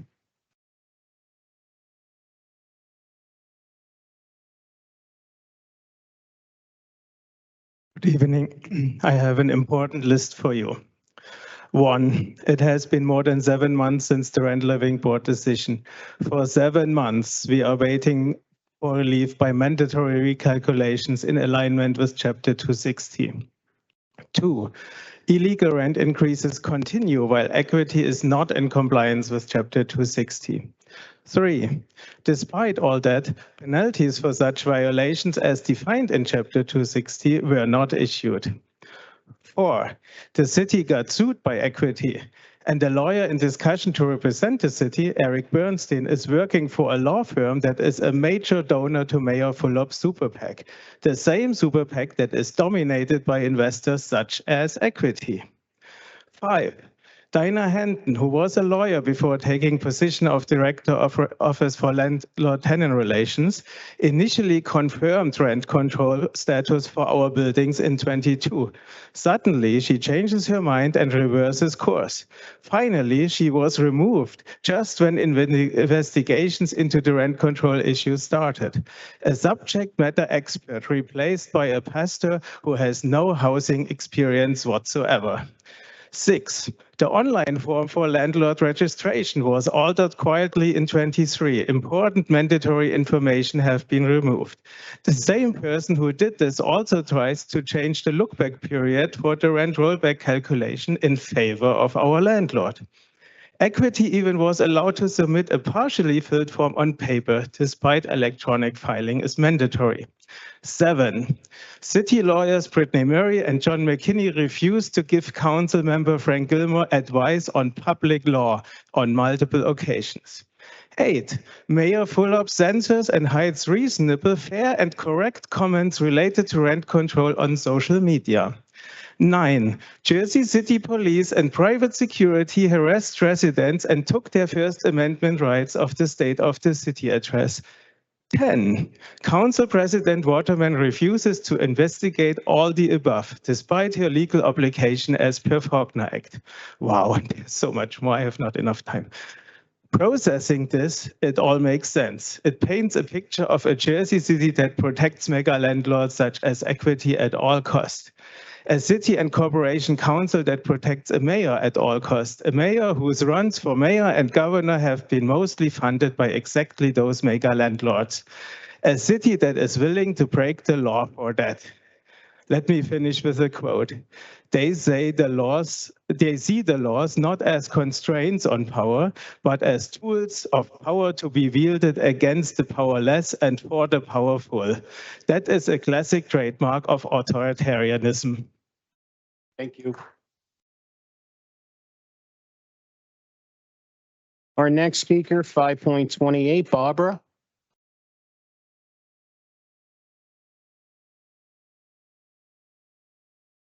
Good evening, City Council.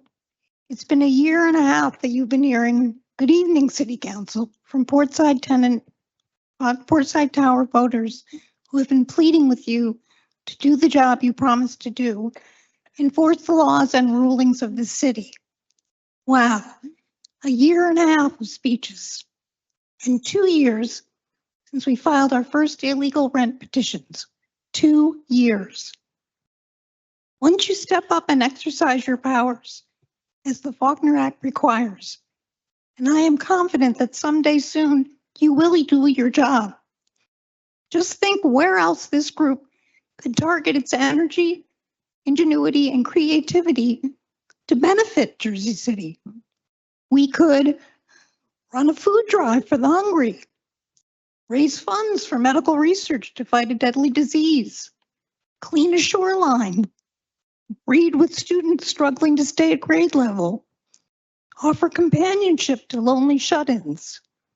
The possibilities for doing good for Jersey City are endless. We all look forward to the day that Parkside Tower voters will no longer have to keep pushing that same log up the hill just to secure homes that we've long settled into and keep children in local schools with their friends and beloved teachers.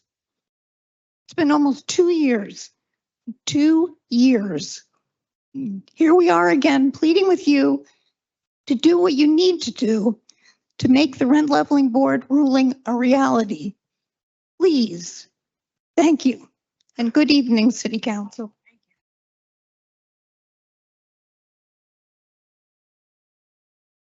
Our next speaker, 5.29, Michelle.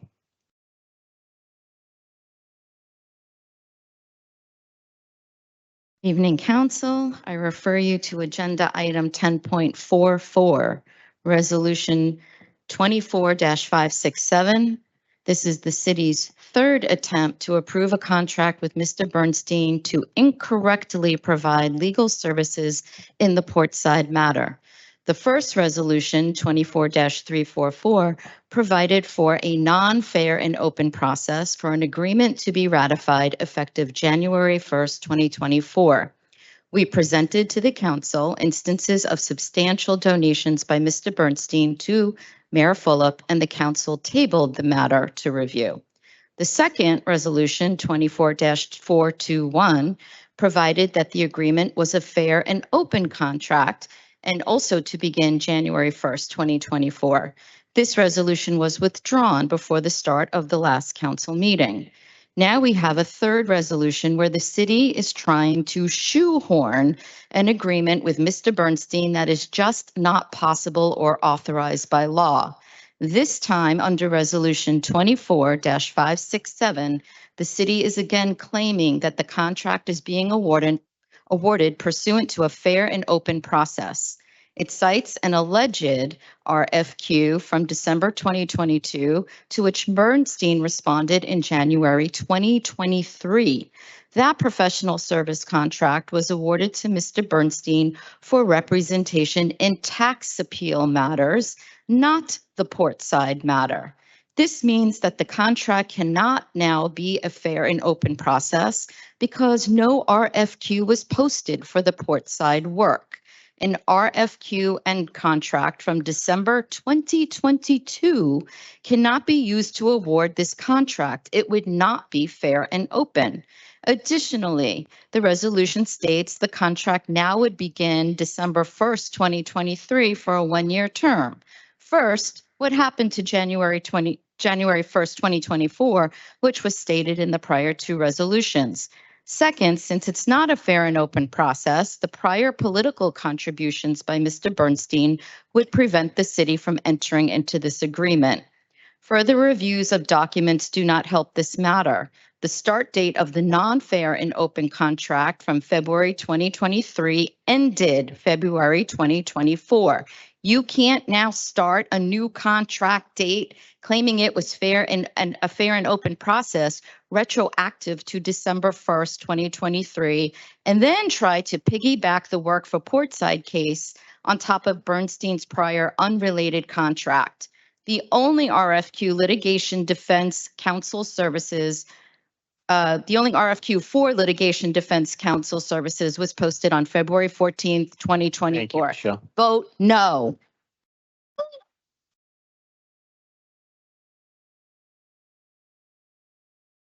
Our next speaker, 5.30, John.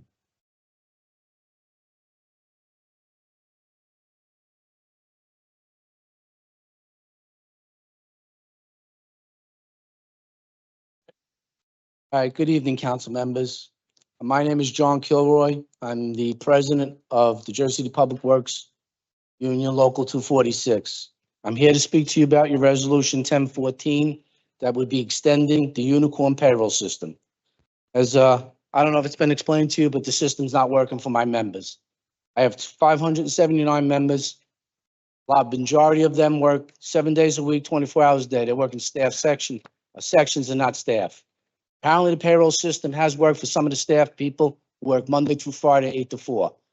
People that work in section and staff who do work overtime have not been paid properly. This is a continuous problem for 17 months. As you know, most of my members are the backbone of the city. They stand up, they work hard every day, they show up, and they do their job diligently for you and the taxpayers. I think it would only be fair for you to withdraw this vote tonight to extend the contract for Unicorn. And I'm extending a leaf to use to have a meeting with me and my board, and we can sit down and explain to you the problems with this. I think you owe it to the people who keep this city running every day. Thank you for your time, and I hope you take up that opportunity to sit down with the union and discuss this. Thank you very much. Thank you. Our next speaker, 5.31, Josephine. Josephine here? No? Okay. Next, 5.32, Sharon.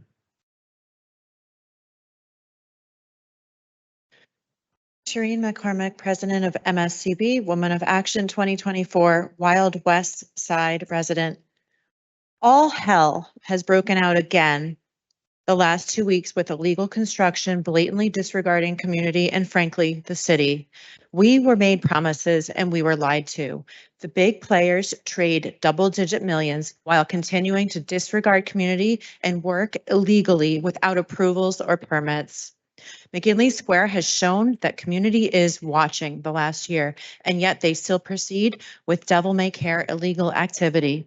At 124 Glenwood, developers had previously illegally torn down a wall and then illegally changed the planning board's wording on record for a condition in the resolution. Last week, they posted no parking signs and a work permit for 124 less than 48 hours in advance, and then they did work on a different lot. At 128, they used a backhoe to dig up the lot without permits, so-called weeding with a backhoe, swatting a fly with a sledgehammer. They illegally drove the backhoe the wrong way up a one-way street, knowing it required a flatbed. They illegally blocked nighttime street parking from residents who need it. Meanwhile, at 146, other developers promised they'd stay long-term and flipped 2 days after closing, never even bothering to tell the community, making millions in a few few days, 0 for community. Illegal work began on 5/22 without permits or zoning approvals. 8 days later, on 5/30, they got the permit to replace sheetrock only. Only 1 day later, work was shut down because of misrepresenting permits and doing full-blown construction. The process of enforcement is reactive. Repercussions end up too little, too late. A slap on the wrist summons is pennies compared to profits. I urge you to create a system that upholds accountable, responsible development. This brings me to St. Peter's. When all of this started when, after promising community always comes first, they went in a different direction and quietly sold 9 properties to developers. Now rumors brew that they're selling the Armory lot. Because we support their students, alumni, and staff and value the university as a long-term neighbor aspiring to partner, we gave the benefit of the doubt and we bit our lip. A year ago, they were doing illegal, non-permit weekend construction. Everyone warned us that they never work with community, don't bother, and spoke of their 2011 attempts to seize land by eminent domain. The school admitted to mistakes and promised us to fix things, but have not. They promised they'd share info on the closing of 4 former dorms once legally able to, but to this day have not.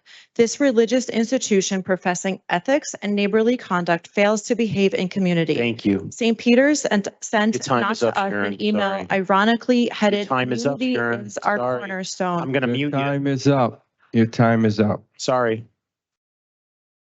Thank you. Thank you. Next speaker, 5.33, Natalia.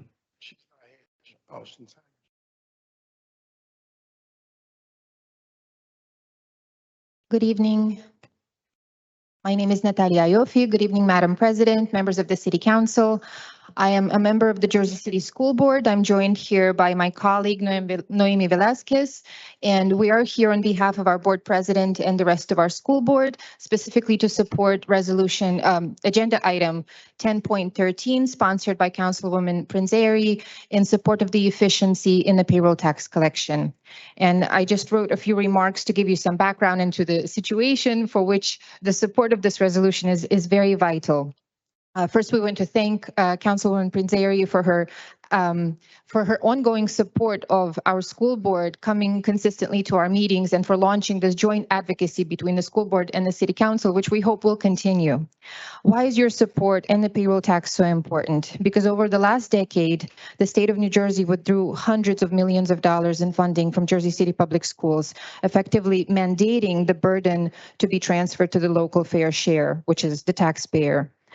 This billion-dollar budget that we always talk about is not something that we as school board members take lightly. Just to give you an example, 174 million of that budget supports charter schools. Just goes straight to charter schools. $182 million of that money goes to support pre-K programs and special programs to support social emotional health and other things. The rest, what remains, something over maybe $600 million, goes to support K-12 education for almost 28,000 students and salaries and benefits for almost 6,000 employees, not to mention facilities and school buildings, most of which are between 50 and 100 years old. What are we doing right? Over the last 2 years, our school board and our school district has managed to present a fully balanced budget with no increase to the taxpayer. That is through careful fiscal planning and school board support. We've approved multiple audits, annual audits, as well as operational audits to identify critical areas in need of improvement, implementing corrective action plans, and striving for increased efficiency.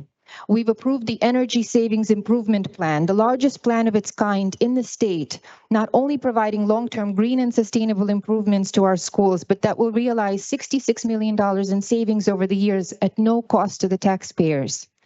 Finally, next week, we are holding a meeting with city and state legislators in order to make this a reality. What you have launched with this payroll tax efficiency action and a request for the state to support in data collection to help Jersey City to enforce the payroll tax. We hope to make it into a real legislation. So thank you very much, and we hope that this can be approved tonight. Thank you. Thank you. Okay, our next speaker, 5.34, Tom. Good evening, council members, Mr. Clerk, Tom Zupa, Ward C resident, Journal Square Community Association president. I'm a board member of Friends of Spear Cemetery. Rise tonight to speak about item number 10.39. It's the removal of the tax liens on Spear Cemetery, which, as you know now, the city inadvertently sold tax liens on an abandoned historic cemetery, which risks foreclosure. So to the mayor's credit, to the law department's credit, and also the tax assessor's office, we've been working for the last 18 months to remedy this issue, which is before you tonight. And what's at stake and why is it important? Because history judges us on how we treat our dead. And Spear Cemetery is home to veterans of Gettysburg, of World War I, and early Jersey City residents. And why is that important? Because I had a conversation with the lien holder several weeks ago, and he asked me if I thought it was feasible to remove the remains of those buried at Spear Cemetery so that they can develop. And I said, under no terms will he ever develop that property. And tonight's an opportunity for the city council to stand with the community and make that statement tonight. It should be an easy partnership, and we hope for your support tonight. What happens next? Tom, the city's taking back the property. Speak to the lawyer after this. Rich, you read my mind. So what happens next? Excuse me, Council Bajani read my mind. What happens next is you have a nonprofit group that's been using that space for quiet reflection, for honoring the dead, and programming for families, family-friendly programming. So we hope the next steps would be that you partner with the Friends of the Spear Cemetery to make that property vibrant again for the neighborhood, which is lacking in green space. And thank you.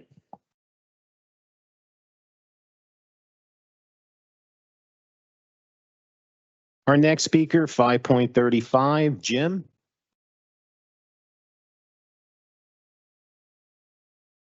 Thank you. First, I thank the city for proclaiming today Sustainability Day in Jersey City. As announced by Infrastructure Director Barker Patel earlier today at Ferris High School, at the commemoration of the Jersey City Board of Education's ESIP, which amplifies the city's own energy savings improvement program. Director Patel commented that the school district's work, the ESIP, improving the school environment and the health for our students and staff benefits the whole city. So I think use that as a backdrop to say, yes, we have respective jurisdictions by county, city, school district, and yet we work for one community. So I want to speak in support of the spirit of Resolution 24-436, agenda item 13.10, building upon what Trustee Yofi has said. Resolution mirrors the resolution passed by the Board of Education last February on the eve of Governor Murphy's budget address. It's also informed by long-standing discussions by various trustees, council members, commissioners, and legislators, as well as certain council aides and legislative staff to understand the gaps and potential measures to ensure the employer payroll tax is more effective. I've sent written remarks. I won't read everything to you, but as noted in one of the whereas clauses, the state fiscal year 2023 in that last year received an additional $51 million cut in adjustment aid. When we clear that that's on the top of the previous year's cuts for a total of a one-year deficit between 2018 and 2023 of $276 million, as noted in the resolution. So insofar as the tax, employer payroll tax has progressed over the last 5 years, it's not enough. So we want to support the collaboration to work out ways. There's statutes introduced by Senator McCurdy and Assemblywoman Ramirez that begins, that if passed, would address part of the tools that the city has been asking for. But moreover,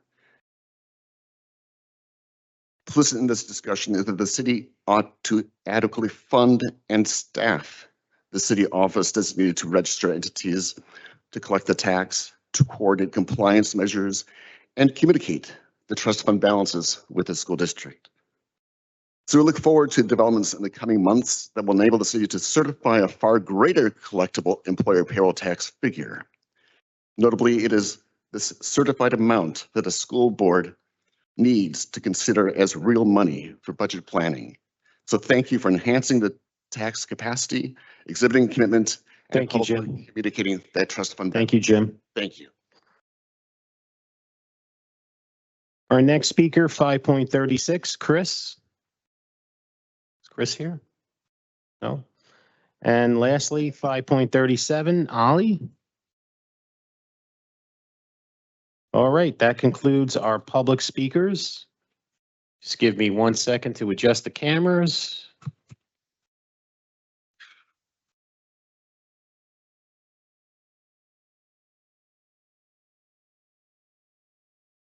Righty. Okay, council members, any questions or comments on petitions and communications items 6.1 through 6.50? Hearing none. Any questions or comments on Office of Communications 7.1 through 7.5? Hearing none. Any questions or comments on Report of Directors 8.1 through 8.5? On to our claims and addendums number 1, 2, and 3. Council members are going to be taking a vote on claims and addendums number 1, 2, and 3. Councilperson Ridley. Aye. Councilperson Prinzary. Aye. Councilperson Baggiano. Aye. Councilperson Saleh. Aye. Councilperson Solomon. Aye. Councilperson Gilmore. Aye. Councilperson DeGise. Councilperson Rivera. Aye. And Council President Waterman. Claims and addendums number 1, 2, and 3 are approved unanimously, 9-0. On to our resolutions. Council members, I'm going to be taking a vote on resolutions 10.1 through 10.14. But before I do that, I believe the business administrator would like to address the municipal council. Yeah, Sean, I think Councilman Rivera will have additional comments, but 14? Yeah, 14. 10.14, the administration will withdraw. Okay. We'll do some additional work and we'll bring it back. Okay, so item 10.14 will be withdrawn. So council members, I mean, I just want to just put it on the record, so at least we could just formally address this situation. okay.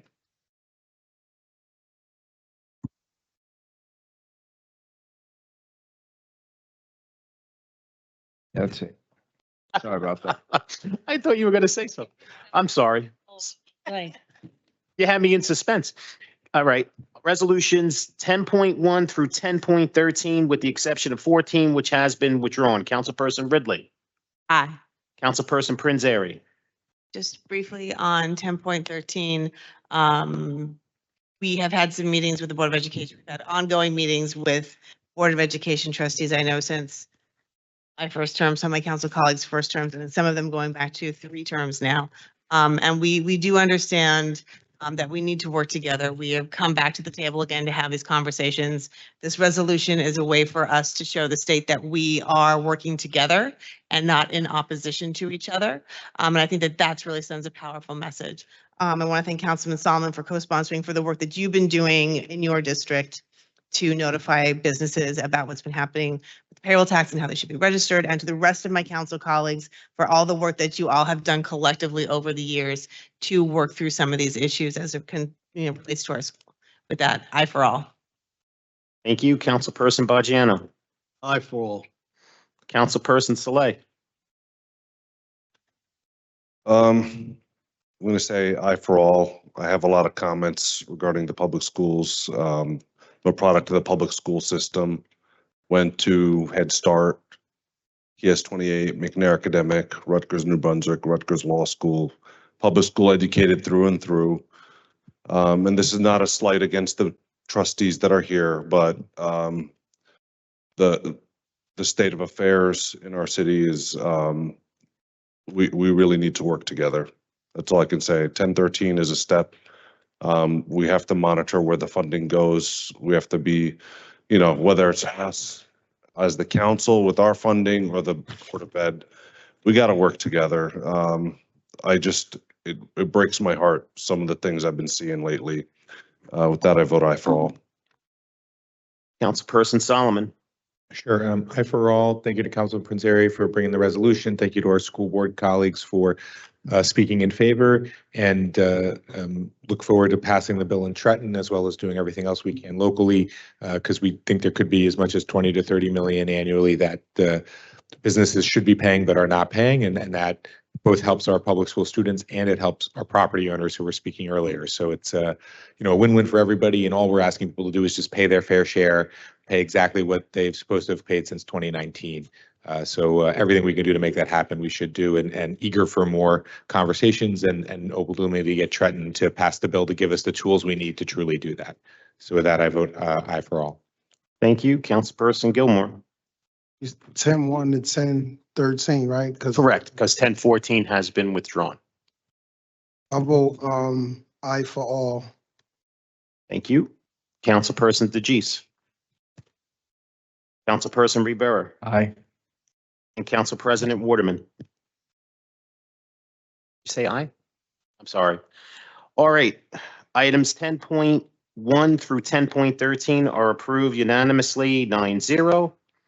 Item 10.14 has been withdrawn. Next set of resolutions, items 10.15 through 10.25. Again, that's 10.15 through 10.25. Councilperson Ridley. Aye. Councilperson Prinzary. Aye for all. Councilperson Baggiano. Aye. Councilperson Saleh. Aye for all. Councilperson Solomon. I'll note that we have the resolutions for the 4th of July concert, and I just want to share that my college intern didn't know who Wyclef Jean was, and so it made me feel extremely, extremely old. And with that, I vote aye for all. No. I hope you play. I don't even know if I can go on. Councilperson Gilmore. We going to 25? Yes, 10.15 through 10.25. Well, I'll just say this. I'm going to abstain from everything public safety put forth from now until they submit the appropriate paperwork. John, at this point, I don't know what's going on with them, John. They said they had the report, then they say, oh, no, it wasn't the report. We got what we should do. We'll submit that. Then that haven't come in. At this point, they're just doing what they want when they want to do it. They take up the biggest portion of the budget. There's no oversight. They're just doing what they want. At this point, it's just extremely aggravating. So I'm abstaining from 1025. I'll vote aye on the rest, and I'm just abstaining from anything public safety put forth from this point on. Until they send, I don't know how hard it is if they got the recommendations from the study that they did. How hard is that to divulge that information? The director came and said, oh, I thought Tawana sent it to you. That was Monday. It's Wednesday. And still we have nothing. So, it just perplexes me, man. Okay, Councilperson DeGise. Aye. Councilperson Rivera. Vote aye. And Council President Waterman. Okay, items 10.15 through 10.24 are approved unanimously. Item 10.25 is approved 8-0-1 with Councilperson Gilmore abstaining. Next set of items are resolutions, 10.26 through 10.35. Again, that's 10.26 through 10.35. Councilperson. All right, can I interrupt? I apologize. Was 1033 withdrawn or no? That was the MUA one. So there was talks about it at the caucus, but we are going to move forward with the resolution. Okay, thank you. So again, items 10.26 through 10.35. Councilperson Ridley. On 1026, I want to thank Gina for her comments earlier on that. That was well received. There are a lot of problems with AI and facial recognition for people of color. This particular resolution, if I'm understanding it correctly, is just for our new East District and not necessarily the cameras that are out on the street. So with that, I'm going to vote aye for all. Councilperson Prinzary. Aye for all. Councilperson Baggiano. Aye for all. Councilperson Saleh. I'm going to vote aye for all. I want to say that the prospect of using artificial intelligence for identification of suspects, I believe that, it has been shown through numerous studies to be inaccurate when it comes to people of color, Black people. It's used, in other countries right now, and it should not be used here in America. So that is definitely something for the council to watch, for us to adopt rules regarding the use of artificial intelligence by administration, and definitely to curtail it so it doesn't infringe upon people's rights, and so that they're not falsely accused of a crime they didn't commit, which happens often with artificial intelligence when it comes to minorities. With that, I vote aye for all, but just want to let you know you're heard. Councilperson Solomon. So I'm going to vote no on 1031 and then aye on all the rest. Okay, thank you. Councilperson Gilmore. I'm gonna abstain on 26, 27, and I'll aye on the rest. Okay, thank you. Councilperson DeGise. Aye on all. Councilperson Rivera. Aye. And Council President Waterman. Okay, just let me recap. Item 10.26 is approved. 801 with Councilperson Gilmore abstaining. Item 10.27 is also approved. 801 with Councilperson Gilmore abstaining. Items 10.28 through 10.30 are approved unanimously, 9-0. Item 10.31 is approved, 8-1, with Councilperson Solomon voting no.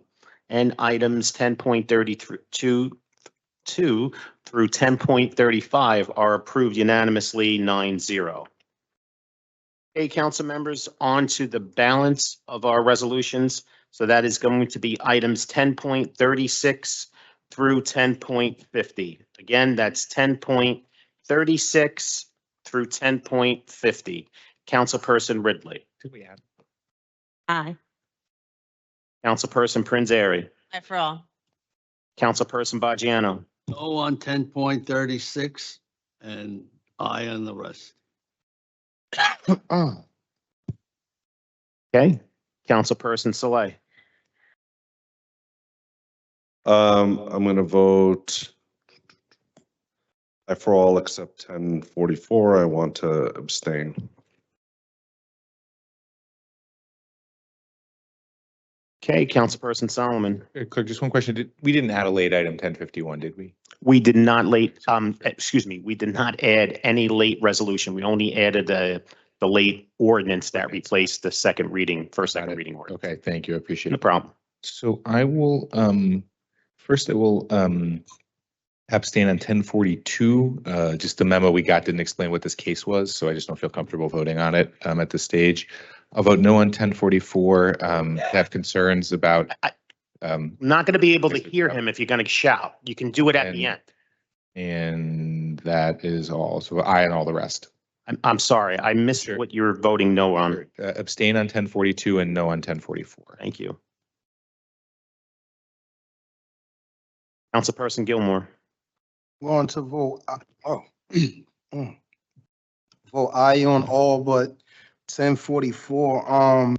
For me, this is extremely difficult to see this because I vividly recall when a friend of mine donated to my campaign and their father was punished for something his daughter did by donating to my campaign. He was designated a developer to develop a property in Jersey City. Then subsequently, the mayor took it back from him because he supported me.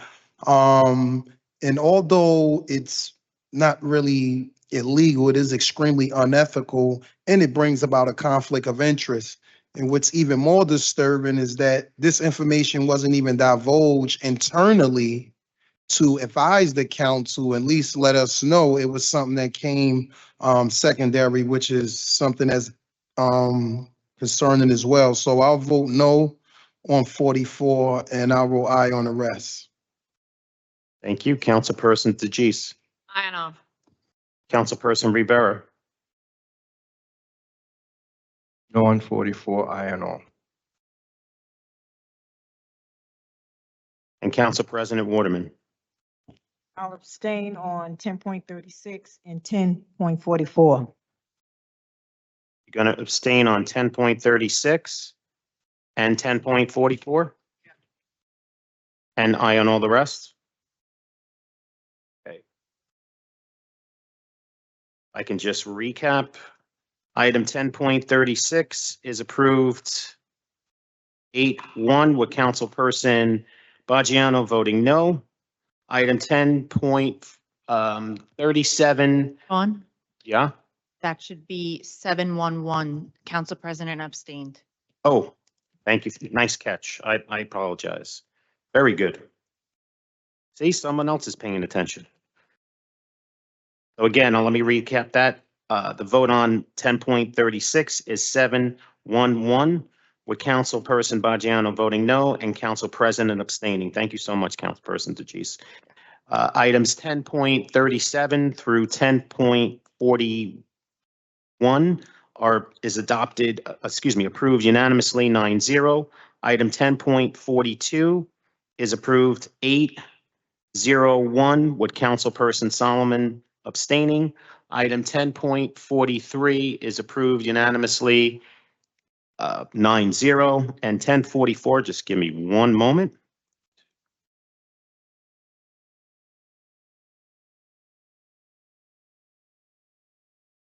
So 10.44, there are 4 votes in the affirmative, 3 votes against, and 2 abstentions. So that voting no is Councilperson Solomon, Gilmore, and Rivera. Abstaining is Councilperson Saleh and Council President Waterman. So 10.44 is approved 4-3-2.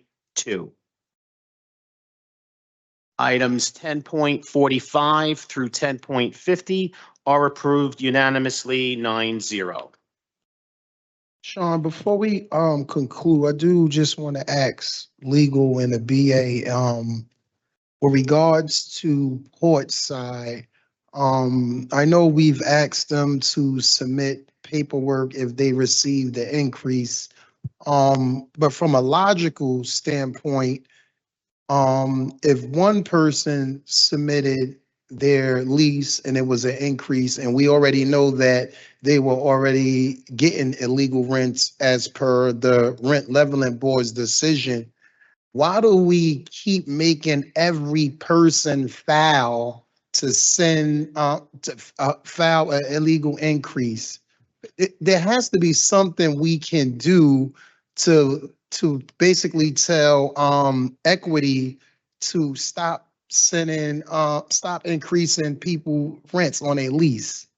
Yes, it is a case by case basis, so it doesn't have to be each individual, but we've sent the letter that if there is illegal increases, they will receive a violation. There was 2 violations issued for something else, but if they submit it, we can issue the violation. Right now, there is a motion pending to deal with the increases as well, if they are in fact being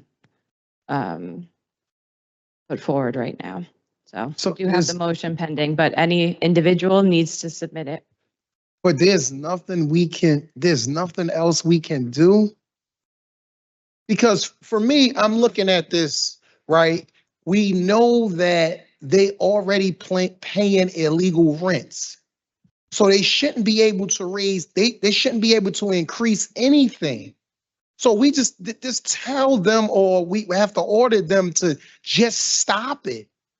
Each person submitting, we already know that they're out of compliance already. So if they increase the rent $1, it's illegal because they already, according to the rent leveling board, is deemed to be out of compliance. Right. And we still, that's where the recalculations come in. Once we have the recalculated number, also, we would know if they're in. Guys, But there is a motion pending dealing with it. If they do have allegations of illegal rent, they have to submit it to Director Richardson. They have an attorney that has contacted the director, and they need to continue to do that and submit any underlying paperwork they have. I just think that something has to be done, man. Like I don't get it. I literally. And then once we have the recalculations, if we know they're not abiding by the recalculations, then the city itself can move to make sure that there's enforcement as well if they're not abiding by our recalculation. But separate from recalculating the rent, right now as we speak, because the rent leveling board made a decision to say that the rents are illegal. So why should there has to be something we can do to basically tell them, like, irregardless of the litigation, the recalculation, refunds, forget all of that right now. We already deemed them out of compliance, according to the rent leveling board. So you're basically saying there's really nothing else at our disposal that we can do to enforce them or to force them not to increase the rent. Right now, it's on a case-by-case basis. They have to submit it that they are paying an illegal rent. And they need to go through their attorney and determine the rent. We don't have the new rent calculations yet, Councilman. We don't have the new rent calculation. So the board's decision is not yet complete until we have those rent recalculations.